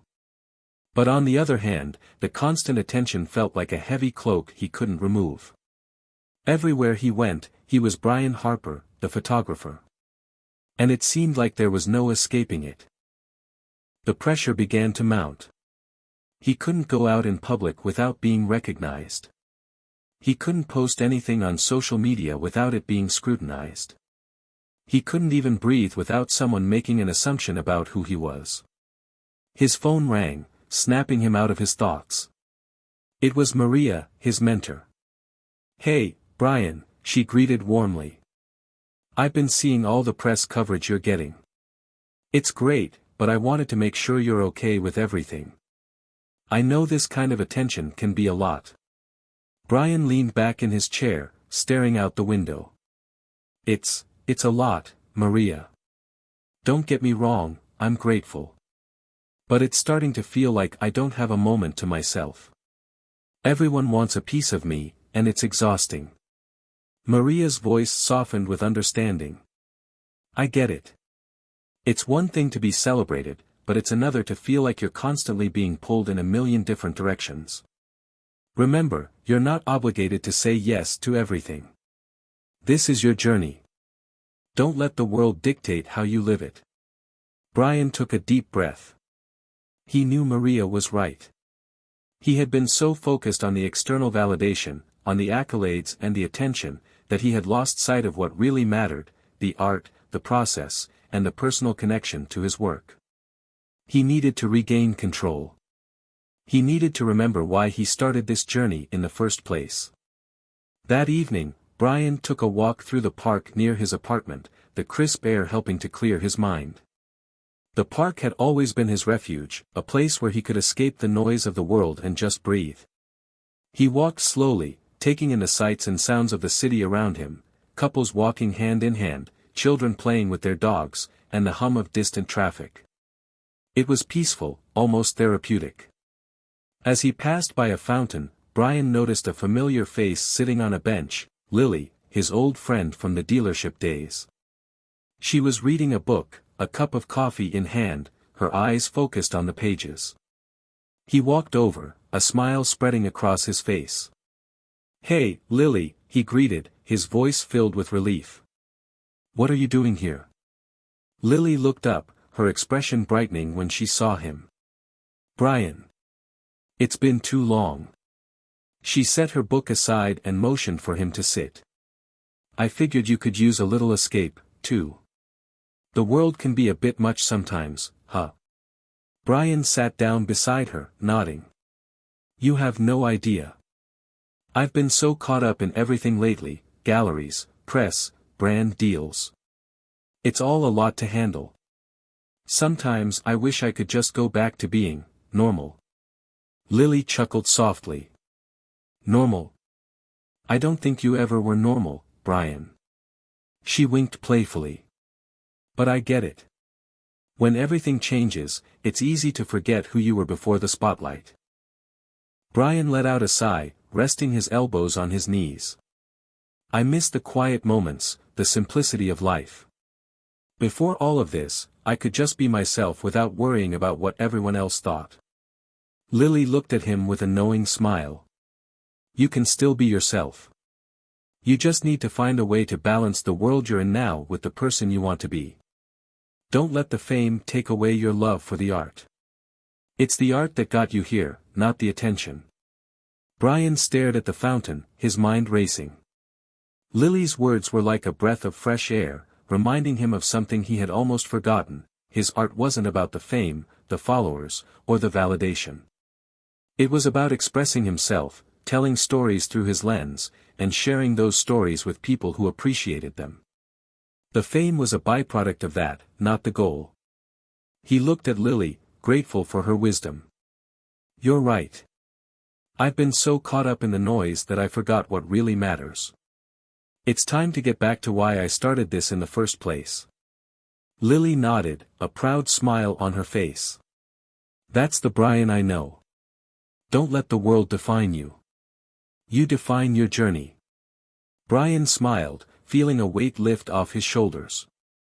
He knew it wouldn't be easy to find that balance, but it was possible.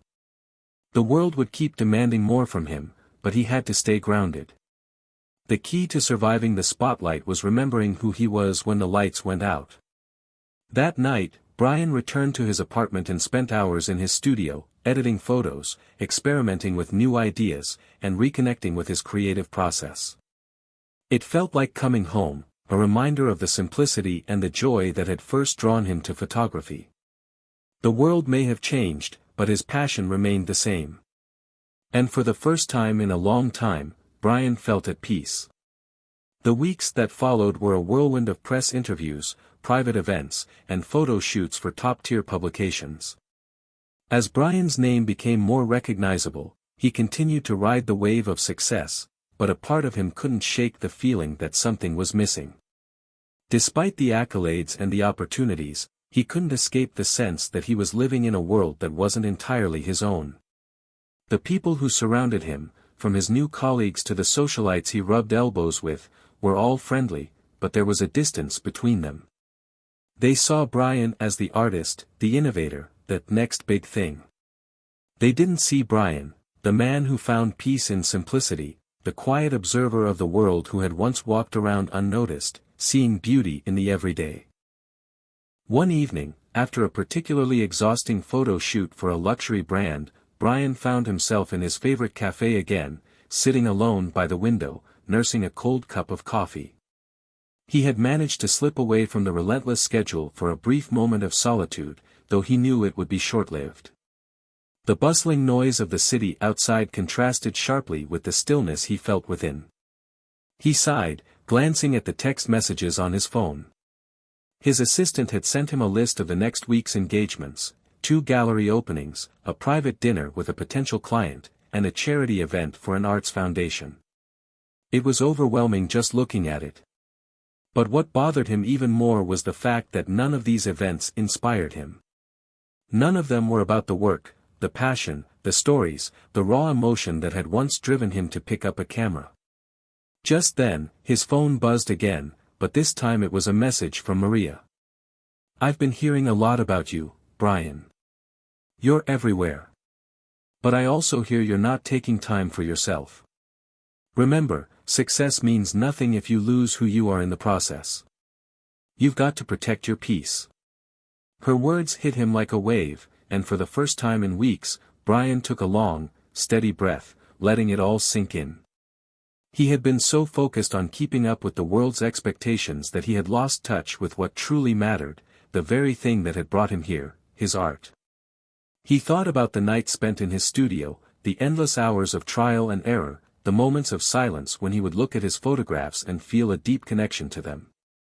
Those were the moments that fueled him, not the fancy parties or the constant buzz of social media notifications. But the world kept moving, and with every step he took toward fame, it seemed harder to step back. The pressure to produce, to create, to be something everyone else expected him to be, was like a constant drumbeat in the background. The world around him was demanding more, faster, better.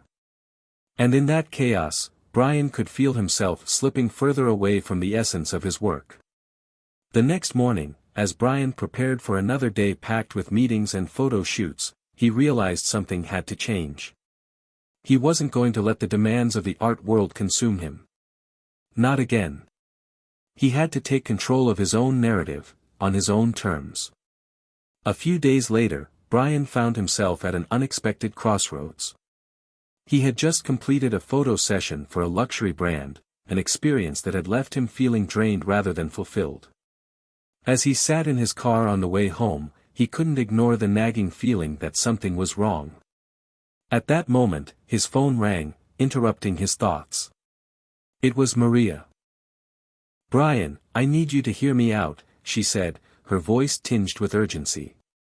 "I know how you've been feeling lately. You've been overwhelmed. But I also know that you've got something inside you, a spark that no one can take away. Don't let the noise drown that out. Trust me, the art world will be here tomorrow. But you won't always have this same fire." Brian sat back in his seat, his grip tightening around the wheel. He wasn't sure how Maria always seemed to know exactly what he needed to hear, but she was right. He could feel that spark, the passion that had first made him fall in love with photography. And he wasn't about to let it go out. "Thanks, Maria," he said quietly. "I needed that." Determined to reclaim his creative independence, Brian made a bold decision. He canceled the upcoming press conference, turned down several offers for corporate sponsorships, and took a much-needed hiatus from the relentless pace of his career.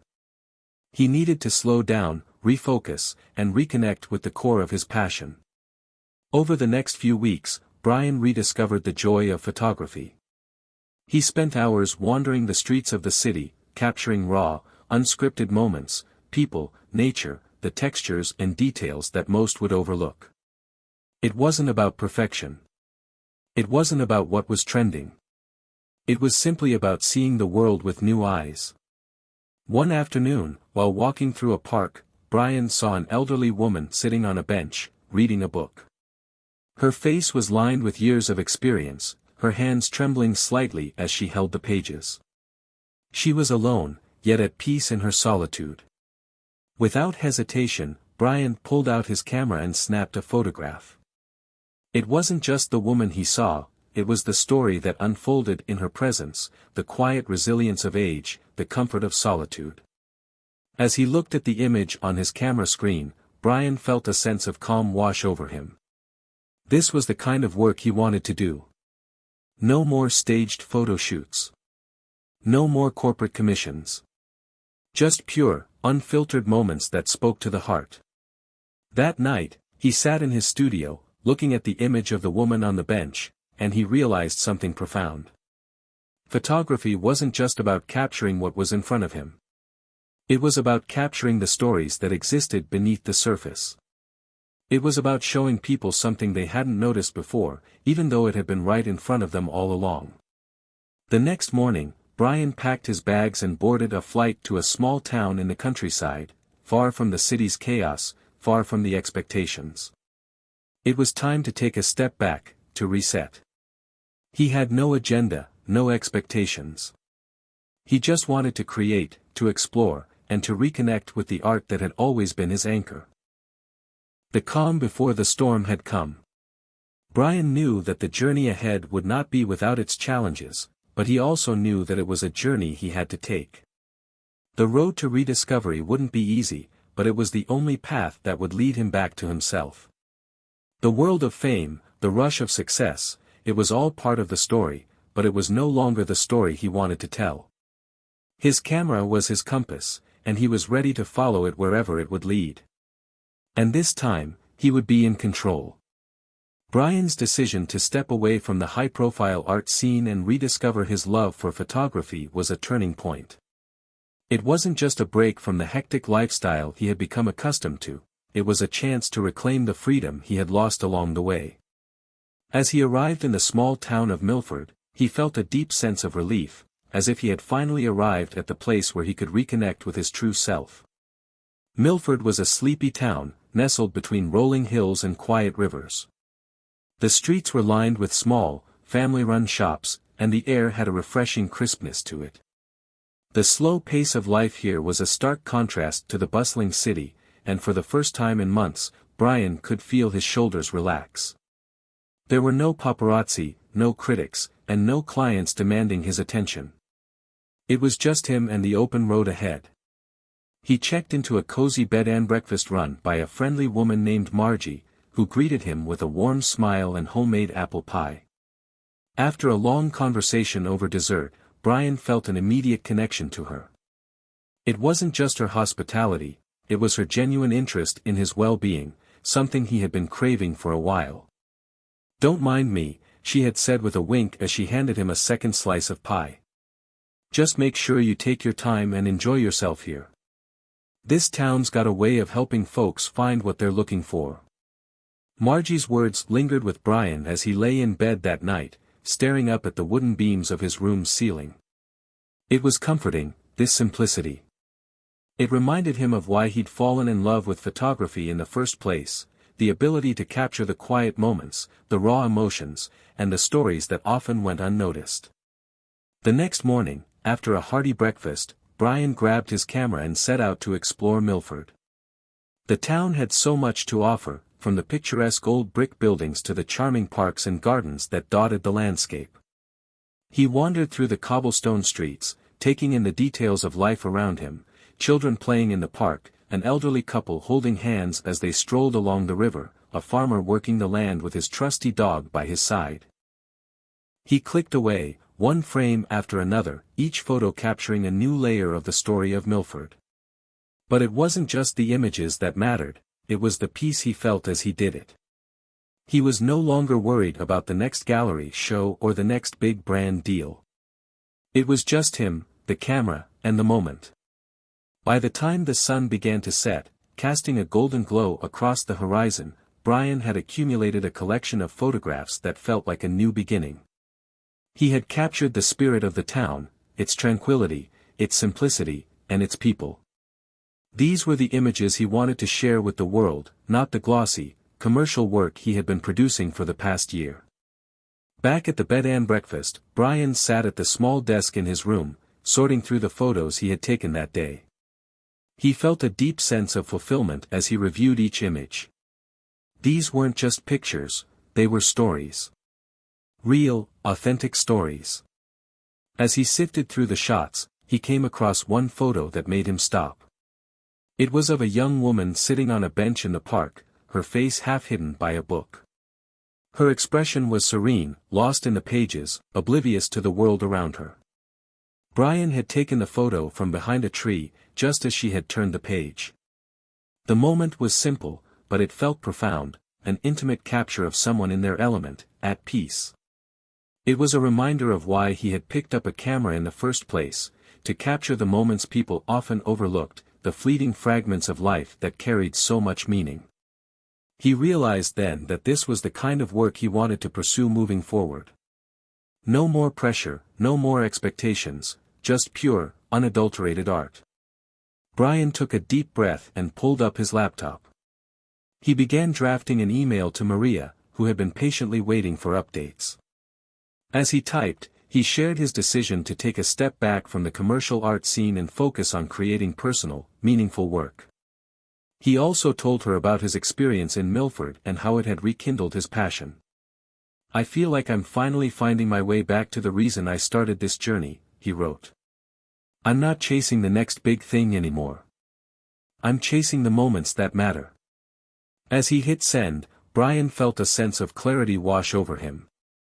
It was the first time in months that he had felt truly certain about his direction. He wasn't running away from success, he was redefining it on his own terms. The days turned into weeks, and Brian continued to immerse himself in the town's peaceful rhythms.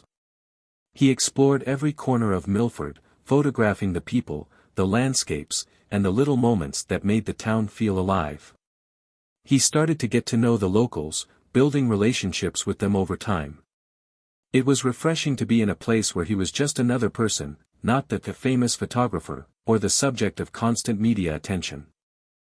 One evening, while having dinner at a local diner, Brian met an elderly man named Frank. Frank had lived in Milford for nearly his entire life, and he had seen the town change in ways that few others could comprehend.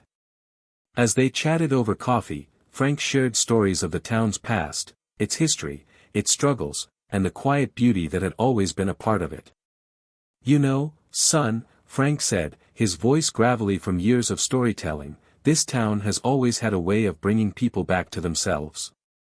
You're not the first to come here seeking something, and you won't be the last. But when you find what you're looking for, it'll change you. You'll never see things the same way again." Brian listened intently, feeling the weight of Frank's words. The man's wisdom seemed to seep into him, like the gentle flow of the river outside. It wasn't just the photographs that mattered, it was the journey, the people he met along the way, and the lessons he learned. By the end of his time in Milford, Brian had captured a portfolio of images that felt more authentic than anything he had ever created. He had rediscovered his love for storytelling through photography, and in the process, he had rediscovered himself. When Brian returned to the city, he didn't immediately jump back into the whirlwind of press conferences and gallery openings. Instead, he took his time, reflecting on the lessons he had learned in Milford.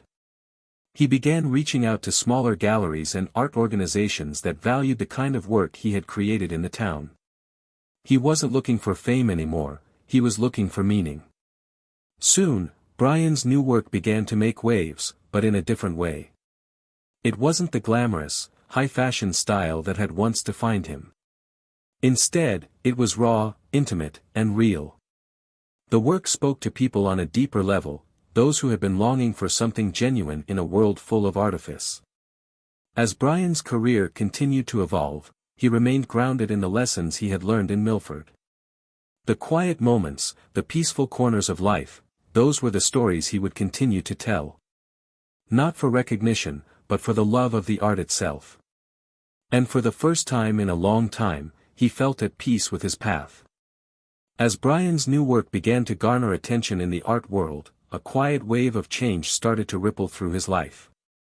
His photographs were being shown in smaller, more intimate galleries, and the feedback was overwhelmingly positive. People were drawn to the authenticity in his work, the unspoken stories hidden within each frame. But as the recognition grew, so did the pressure to keep creating, at the pace the world had once demanded from him. Yet, this time, Brian was different. He had a newfound confidence that didn't rely on the speed of the world or the latest trends. His photographs weren't made to satisfy anyone else's expectations but his own. The art was the message. He spent the following months experimenting with new techniques and traveling to remote locations to capture moments that transcended time and place.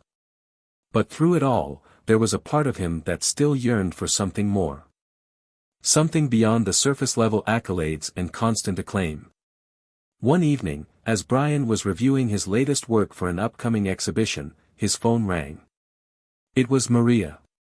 "Hey, Brian, I've been seeing your new pieces. You've really found something special," she said, her voice warm yet tinged with concern. "But I have to ask, are you really happy with where this is going? I mean, you've shifted away from the fame game, but there's still something I sense you're searching for." Brian paused, the weight of her words sinking in. She was right.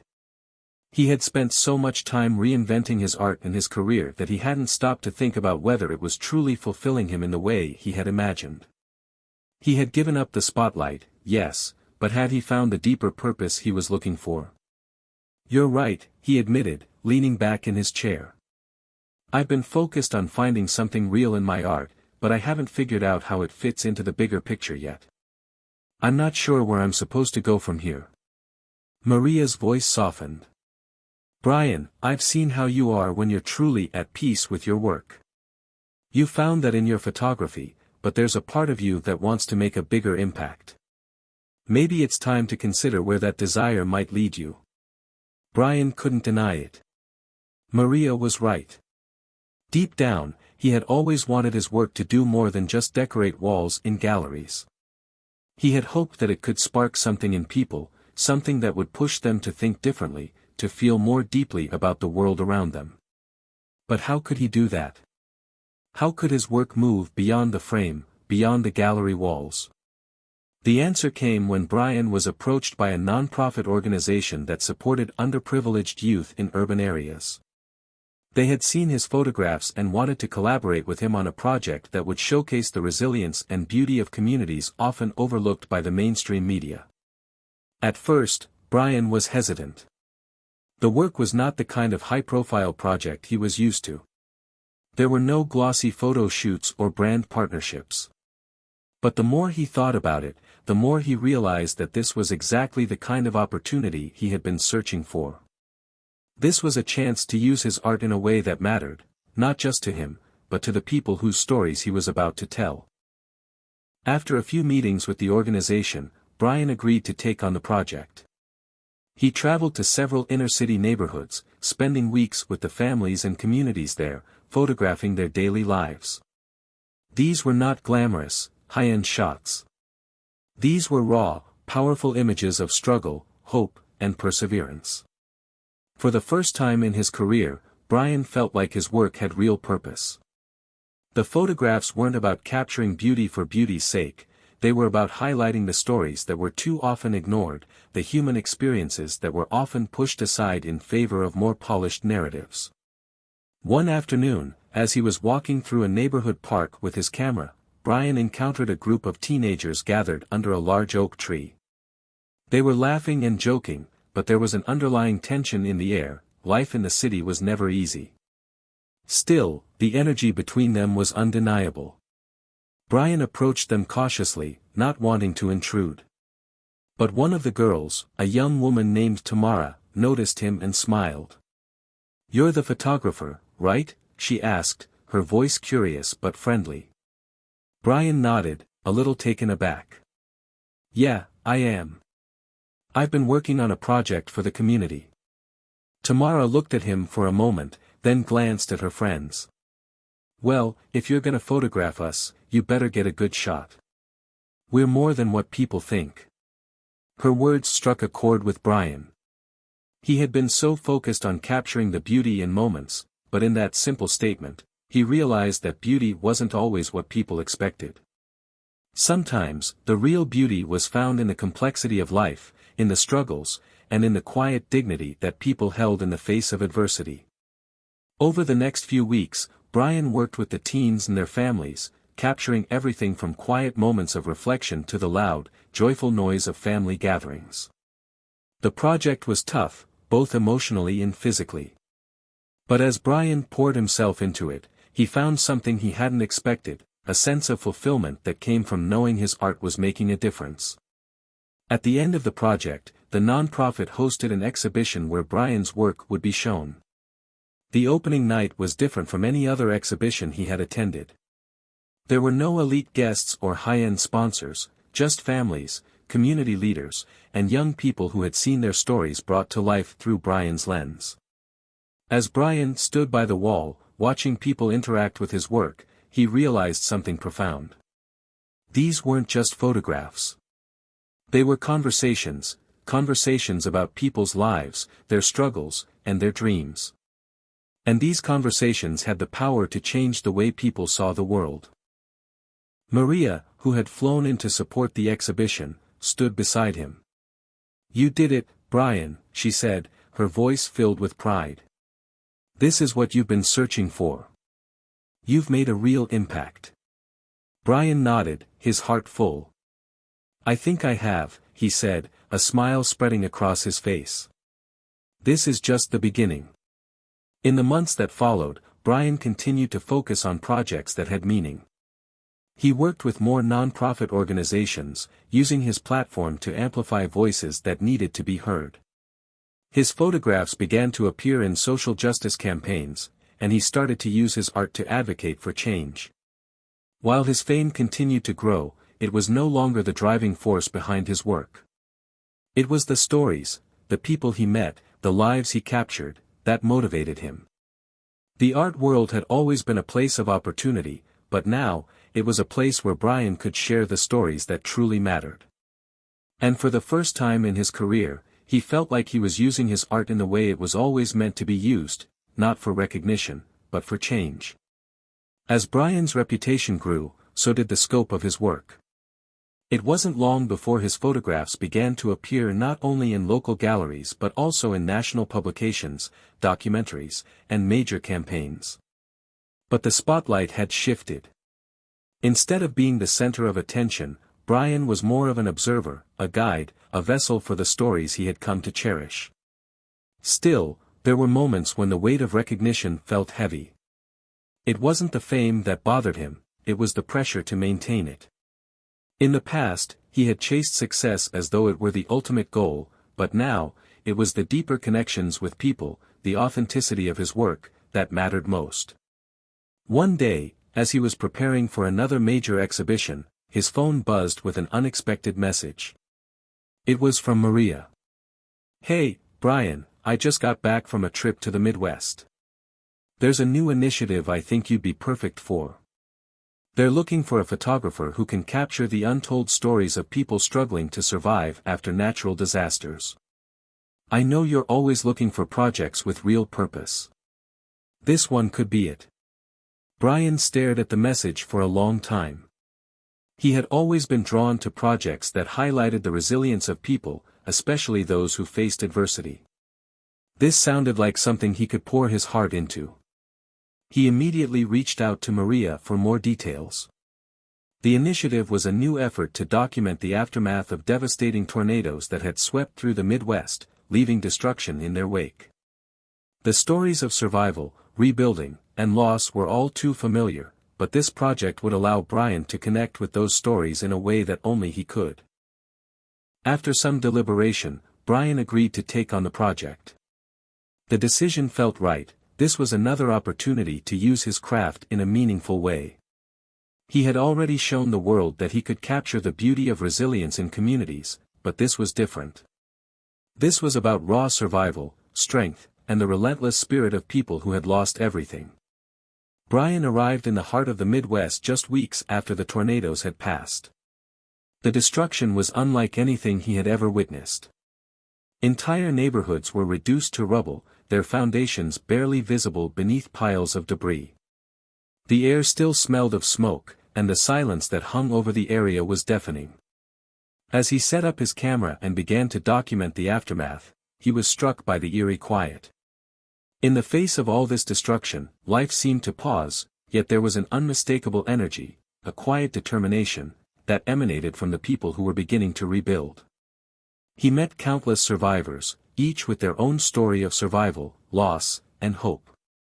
One of the first families he spoke to was the Hendersons, a young couple with 2 children who had lost their home when the tornado tore through their neighborhood. The father, Jake, was a contractor, and despite the damage to his own property, he had already started working on other homes in the area. "This is our home," Jake told Brian as he walked through the remains of his house. "It's been torn apart, but we're not giving up. We'll rebuild, even if it takes everything we have." Brian could see the strength in Jake's eyes, the determination to press on despite the overwhelming odds.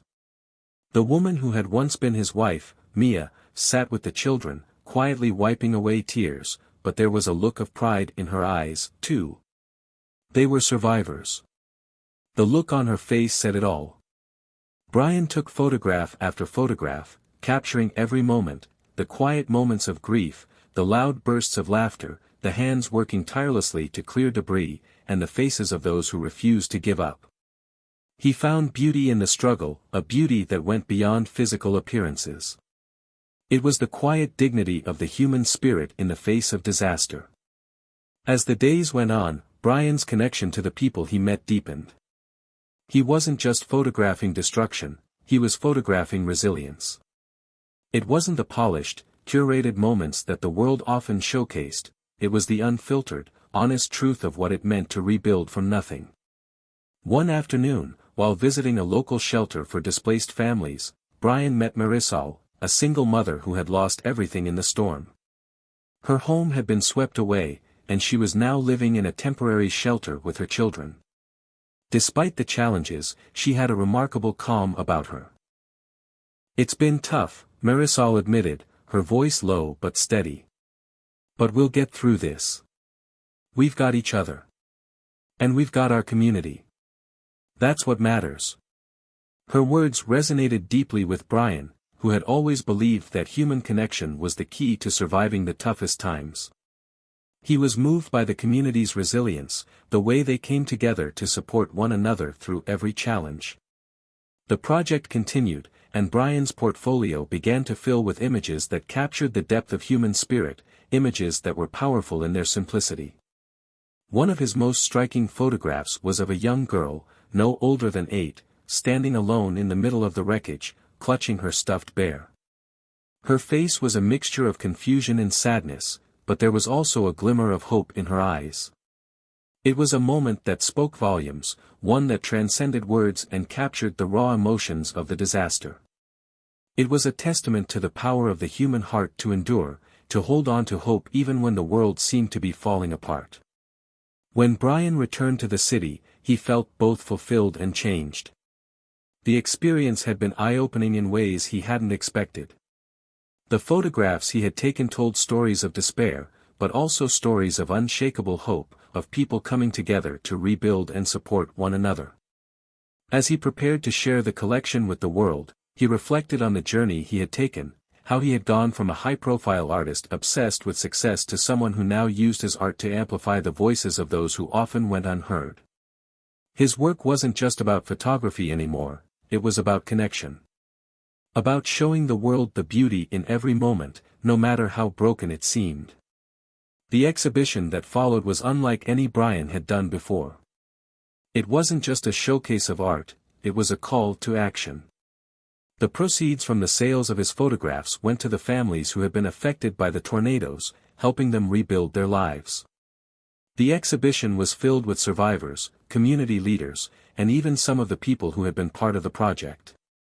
Maria was there too, standing by his side as they watched the crowd engage with the work. "I knew you'd get there," she said with a smile. "You found your purpose, Brian."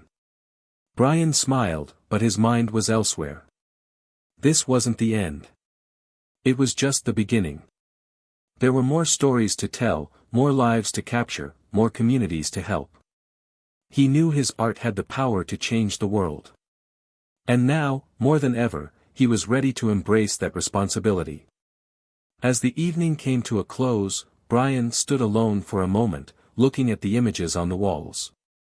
He wasn't just an artist anymore. He was a storyteller, a connector, someone who used his craft to give others a voice. The journey had come full circle. And it was only just beginning. The months following Brian's successful exhibition in the Midwest felt like a whirlwind. His photographs continued to make waves, but it wasn't just the recognition or the accolades that kept him going, it was the impact. The people he had met, the stories he had uncovered, and the ways his work had transformed lives left him feeling like he was finally walking the path he was meant to. But with great success came even greater expectations. He found himself fielding offers from international galleries, media companies, and corporations eager to partner with him. It was all too much. Brian knew that, while the opportunities were endless, he had to stay grounded in the reasons he had begun this journey in the first place, to tell authentic stories, to connect with real people, and to bring light to the hidden corners of the world. One quiet afternoon, Brian received a call from an unexpected source. It was Leo, an old friend and former colleague from his days working in the fast-paced, cutthroat world of commercial photography. Leo had always been a larger-than-life figure, someone who thrived on being in the spotlight. Brian hadn't heard from him in years, but his voice was as familiar as ever. "Brian, my man. Long time no talk. Leo's voice boomed through the phone. I've been following your work. I gotta say, I'm impressed. You've really gone all in on this personal stuff, huh? The whole, capturing the human spirit angle. That's bold, man. But listen, I got something I think you'll want to hear. Brian leaned back in his chair, intrigued. Leo was never one to reach out unless he had something big to offer. What's up, Leo? Brian asked, a little cautious. So, here's the thing, Leo continued, his tone now more serious. I've been working with this major brand. They're launching a huge campaign to showcase diversity and social responsibility. And we need a photographer who can really tap into the essence of what that means. I think you're the perfect guy for the job. Brian could hear the enthusiasm in Leo's voice, but he wasn't entirely sure how he felt about it. His work had been moving away from corporate partnerships, focusing instead on projects that felt more authentic. But Leo had always been persuasive, and Brian couldn't deny the temptation of such a high-profile opportunity. Still, there was a hesitation in his gut. I don't know, Leo, Brian said slowly. I've kind of moved away from the big brand deals. I want to focus on projects that are about more than just marketing, you know. Something that's real, that actually makes a difference. Leo chuckled. Come on, Brian. This isn't just about selling products. This is about making a statement. It's about showing the world that your work matters. That you're more than just a photographer, you're a movement. This could be your chance to take things to the next level. Brian was quiet for a moment, weighing the pros and cons. It wasn't the first time he had faced such a decision. But this time, something felt different. He wasn't sure if it was his growing commitment to his authentic work or the realization that he didn't need validation from the outside world anymore.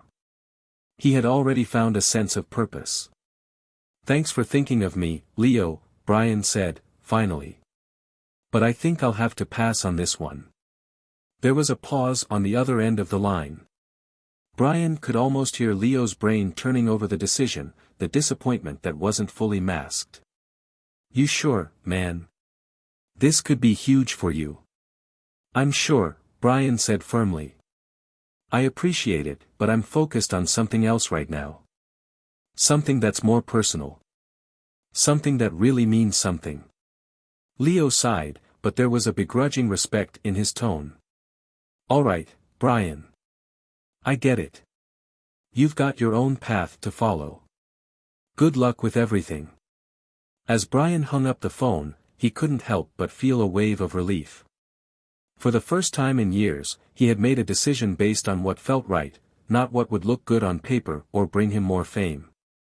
In the weeks that followed, Brian turned his attention fully to a new project, one that had been simmering in the back of his mind for months. After his work with the Midwest tornado survivors, he had been approached by an organization focused on helping refugees rebuild their lives after fleeing war-torn countries. The initiative was still in its early stages, but it felt like exactly the kind of meaningful work he was searching for.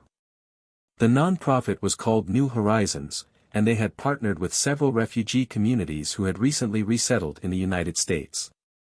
Their mission was not only to provide essential resources but to create opportunities for refugees to share their stories through art, culture, and expression. They had asked Brian to document the process as part of a larger campaign to raise awareness and funds for the refugees. Brian felt an immediate connection to the project. He had always believed in the power of storytelling, and this was a chance to use his art to illuminate the challenges and triumphs of people who had faced unimaginable hardship. Over the next several months, Brian traveled to refugee centers, living alongside these communities as they navigated the complexities of resettlement. He photographed families from Syria, Afghanistan, and Eritrea, each one carrying their own history, their own struggles, and their own dreams for a better future. The images he captured were intimate and raw. He focused on the small moments, the quiet smiles shared between mothers and children, the tender exchanges between strangers who had become family, and the moments of hope that broke through even in the darkest of times. It wasn't easy. There were days when Brian felt overwhelmed by the weight of the stories he was witnessing. The refugees were in the process of rebuilding their lives from scratch, and often, the pain of their past was still fresh. But the strength, the resilience, and the kindness that these people showed in the face of adversity was nothing short of awe-inspiring. One evening, while photographing a group of young girls learning to read English, Brian met Layla, a teenager who had fled the violence in Syria with her younger brother and mother. She had been living in a refugee camp for several years before being resettled in the U.S. The trauma she had experienced was still evident in her eyes, but there was something else there, a quiet determination to move forward. "I want to help other people who were like me," Layla told Brian as he took her portrait. "I want to show them that even though we lost everything, we can still build something better. I want to be a teacher one day, to help kids who don't know what hope feels like." Brian could hear the sincerity in her voice, and her words stuck with him long after the photo shoot. It wasn't just about the photographs, it was about giving people like Layla a platform to share their stories. It was about allowing their voices to be heard, not just as victims of tragedy, but as individuals with dreams, hopes, and the strength to overcome whatever came their way. When the campaign for New Horizons launched, it was a massive success. The photographs Brian had taken were featured in galleries, social media campaigns, and public installations, all highlighting the resilience and humanity of refugees. The organization was able to raise significant funds to support the refugees' transition to their new lives, and it sparked a larger conversation about how to support displaced communities around the world. Brian's role in the campaign went beyond just photography. He became an advocate, using his platform to bring awareness to issues he had once been distant from. But more than anything, he knew that this was his calling, using his art to make a tangible difference, to tell stories that needed to be heard. As he sat in his studio one quiet evening, reflecting on the journey that had brought him here, Brian realized that the path he was on was no longer about self-promotion or validation. It was about connection, compassion, and the desire to give others a voice. This was where he was meant to be. This was his heartbeat of change. The success of New Horizons was far-reaching, but it brought with it a quiet shift in Brian's perspective. With each passing day, he felt more certain that his work wasn't just about capturing beautiful images, it was about illuminating the truths of the world, the ones that were often overlooked or left untold. He had realized that the stories that mattered the most were the ones rooted in hardship, resilience, and transformation. And yet, with all the accolades, praise, and recognition, Brian had become more introspective. For so long, his work had been about finding the perfect shot, the most evocative moment. But now, there was a growing sense that he needed to step back, to understand more about the people whose lives he was documenting. He couldn't just be an observer anymore, he needed to be a participant in these stories, a listener, someone who was helping shape the narratives, not just frame them in a lens. It was in this period of reflection that he began to realize that the world of high-profile exhibitions and media attention, the world he had once been so eager to inhabit, no longer appealed to him. His time in the refugee centers had shown him that true change came from empathy, understanding, and a genuine commitment to the people whose lives he was touched by. One afternoon, Brian received a call from Maria, who had become not only a close colleague but a dear friend. She had been with him through many of his projects, offering advice, encouragement, and a fresh perspective on his work. Over the phone, her voice was as vibrant as ever, but there was an urgency in her tone. "Brian, I've got an opportunity one think you'll want to hear about," she said, clearly excited. "It's big, but it's also exactly the kind of project you've been looking for." Brian sat up in his chair, intrigued. "What kind of project?" Maria explained that a global nonprofit focused on environmental issues had reached out to her with a request for a photography campaign. The organization wanted to highlight the devastating effects of climate change on vulnerable communities, particularly indigenous populations in remote areas. They wanted Brian's unique perspective, his ability to capture the heart of a story and the emotional undercurrents of human experience. This would be a worldwide campaign, and Maria believed it would align with his evolving vision for his work. Brian was silent for a moment, his mind racing. The idea of a global campaign sounded exciting, truly important even. But something inside him resisted the idea. He had spent so much time photographing communities on the brink of survival, but he had begun to realize that true change didn't come from distant, detached projects. He wanted something more tangible, more direct. He needed to see the immediate impact of his work. "Maria," Brian said slowly, "this sounds amazing, but I'm not sure I'm the right person for it. I've been thinking more about focusing on small-scale projects, working with specific communities and staying close to the ground. I'm not sure I want to be part of something so corporate." Maria paused, as if considering his words. She knew Brian well enough to understand that he was changing, evolving, and no longer the photographer chasing after the next big deal. "I hear you," Maria replied softly.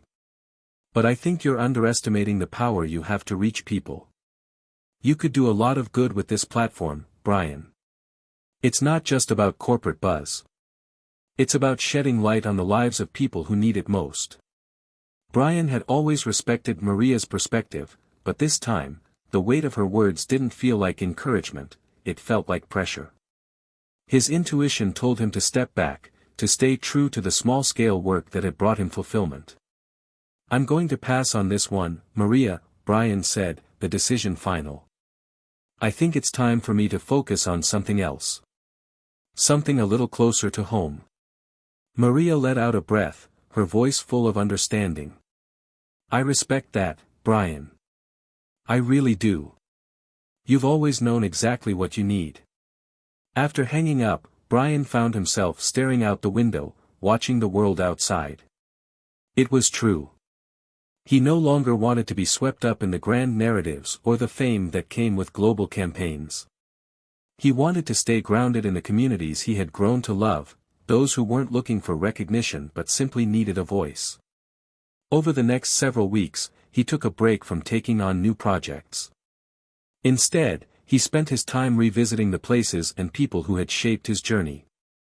He returned to the Midwest to check in on the families he had met during the tornado aftermath. He went back to the refugee center to visit Layla, who had continued her studies and was now teaching English to young children in her community. He even went to see the Henderson family again, who had made significant progress in rebuilding their home. Each reunion felt like coming home. It wasn't the glamour or the accolades that mattered anymore, it was the deep connections he had formed, the way his work had allowed him to be part of something meaningful. Brian knew now that he didn't need validation or recognition to feel fulfilled. He didn't need a massive platform to make a difference. One evening, after a long day of reflecting on his journey, Brian sat down with his camera, staring at it for a moment. It was hard to believe how far he had come, from a commercial photographer chasing after big clients to someone who now sought out projects that touched the human heart. His style had changed, too. He no longer sought perfection in his images. Instead, he focused on the imperfection of life, capturing moments that spoke to the resilience and beauty of the human spirit, regardless of external circumstances. Brian's camera had become more than just a tool, it had become a means of capturing the pulse of the world around him. The laughter, the tears, the small acts of kindness, the fierce determination in the eyes of those who had been knocked down but never defeated. Each image he captured was a testament to the incredible strength of the human spirit. He knew that his next step would be a continuation of this path, the one that embraced the messiness, the unpredictability, and the emotional complexity of life. And with that thought, a sense of peace washed over him. His journey wasn't about reaching the pinnacle of success, it was about finding purpose and living in a way that mattered. He had found that. And for the first time in his life, Brian felt fully content with where he was, knowing that the journey was not over but was unfolding exactly as it was meant to. As the days passed, he continued to refine his work, always searching for new ways to highlight stories that needed to be told. He wasn't chasing anything anymore. He had everything he needed. His heart was full, and his purpose was clear. Brian's life had taken a remarkable turn since he had first started his journey as a photographer. Looking back, he couldn't believe how far he had come, not just in terms of his career, but in the way he had grown as a person. His work now had a deeper sense of meaning, and the projects he chose to take on reflected that. Each image he captured told the story of people he had met, places he had been, and moments that mattered, moments that went beyond just the superficiality of fame or recognition. But even in this newfound sense of fulfillment, something had started to stir within him. As much as he cherished his work and the relationships he had built, there was still a part of him that longed to return to where it all started. He had always been an observer, an outsider looking in, capturing what he saw through his lens. But now, he wanted to be more than that. He wanted to be part of the change, part of the community he had spent so much time documenting. He realized he had more to give than just his photographs. He had his time, his experiences, and his ability to mentor others who, like him, had once been lost in the search for purpose. It was then that he received a call from an unlikely source, Leo, his old colleague from his commercial days, the one who had tried to pull him into a global brand deal earlier. The call was unexpected, but when Brian heard his voice on the other end, it wasn't filled with the usual bravado. Instead, there was a sincerity to it. "Brian, hey, I know this might be strange, but I've been following what you've been doing lately," Leo started. "And I gotta say, I'm really impressed. I've been thinking about my own work, and honestly, it feels like I've been stuck in the same loop for years. I've been chasing the wrong things. And I think I could learn a lot from you." Brian was taken aback. Leo had always been the type to see things through a business lens, and now, to hear him speaking about purpose and growth, Brian was surprised, but it also resonated with him. "What do you mean, Leo?" Brian asked, his curiosity piqued. "I've been working with a few nonprofits recently, trying to take a different approach to my photography. It's still about the visuals, but I'm realizing more and more that the work needs to be about people, not products. You've always had that balance, and I want to learn how to find that too. Would you be willing to meet and talk about it? Maybe even work together on something?" Brian sat back, absorbing the offer. He hadn't expected this change in Leo, and for the first time in years, he found himself wondering if there was room for collaboration between the two. Leo had always been talented, but his focus had often been too commercial for Brian's taste. But maybe, just maybe, there was a chance now to help Leo discover the same deeper purpose that Brian had found. "I'm open to talking," Brian said after a long pause. "Let's set something up. But I'll be honest with you, Leo, it's not about getting the right shot or making a name for yourself anymore. It's about real stories. Real connections." Leo laughed, a little nervously. "I get it. I've been stuck in the wrong mindset for too long. But I'm ready to change that. Let's talk." The day of the meeting arrived, and Brian sat in a small cafe downtown, his camera bag beside him. He wasn't sure if he was meeting an old friend or a business partner. When Leo walked in, it was clear that he had changed. His usual polished look was replaced with something more casual, more human. The familiar air of confidence was still there, but it had softened. "Hey, Brian," Leo said, his smile genuine. "Thanks for agreeing to meet. I know it's been a while." Brian nodded, offering him a seat across from him. "No problem. So, tell me what you've been up to." Leo leaned in, speaking with a mix of enthusiasm and vulnerability that Brian hadn't expected. "I've been working with this nonprofit that helps homeless youth in the city. I've been documenting their experiences, their stories, and it's changing how I see my work. It's not about taking the perfect picture anymore, it's about capturing the truth of what's happening. About making people see." Brian could hear the passion in Leo's voice, and for the first time, he saw him in a different light. Maybe it wasn't too late for him to find that deeper purpose. The kind of purpose that connected people, that inspired change. "I'm glad to hear that," Brian said softly. That's the kind of work that changes the world, not just the industry. The two of them talked for hours, sharing stories about the projects they'd worked on, the people they'd met, and the lessons they'd learned along the way. Brian found himself teaching Leo some of the lessons he had learned from his own experiences, lessons about empathy, connection, and the responsibility of using their craft to make a difference. As the conversation wound down, Leo looked at Brian with a new sense of appreciation. "You're right, Brian," he said quietly.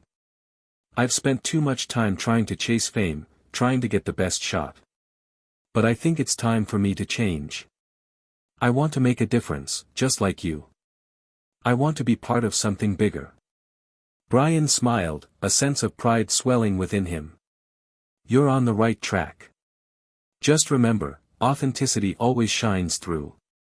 A few months later, Brian found himself collaborating with Leo on a new project. Together, they had partnered with a non-profit that worked with children in underserved communities. They spent months traveling to remote areas, taking photos, interviewing children, and sharing their stories with the world. The project wasn't about perfect compositions or high-fashion glamour. It was about raw, unfiltered humanity, about capturing the joy and struggle of children who faced unimaginable odds but still found hope in the smallest of things. And through this collaboration, Brian and Leo discovered something new, that their work, when combined, could touch lives in ways neither of them had anticipated. For Brian, the work was fulfilling in ways he hadn't imagined. He had started this journey to find meaning in his photography, and now, he had found a deeper purpose. But perhaps more importantly, he had found a way to bring someone else along with him, a former rival, a former skeptic, who was now walking the same path. As the project came to a close, Brian stood in front of an exhibition showcasing the images they had taken. The faces of the children stared back at him, filled with hope, joy, and resilience. Brian felt a sense of fulfillment wash over him. This wasn't just a photograph, it was a legacy. A legacy of change, connection, and the power of storytelling. And as the final exhibit closed, Brian realized something profound. The journey had come full circle. From the photographer who once felt lost in the noise of commercial success to the man who now lived to tell authentic, life-changing stories, he had found his true purpose.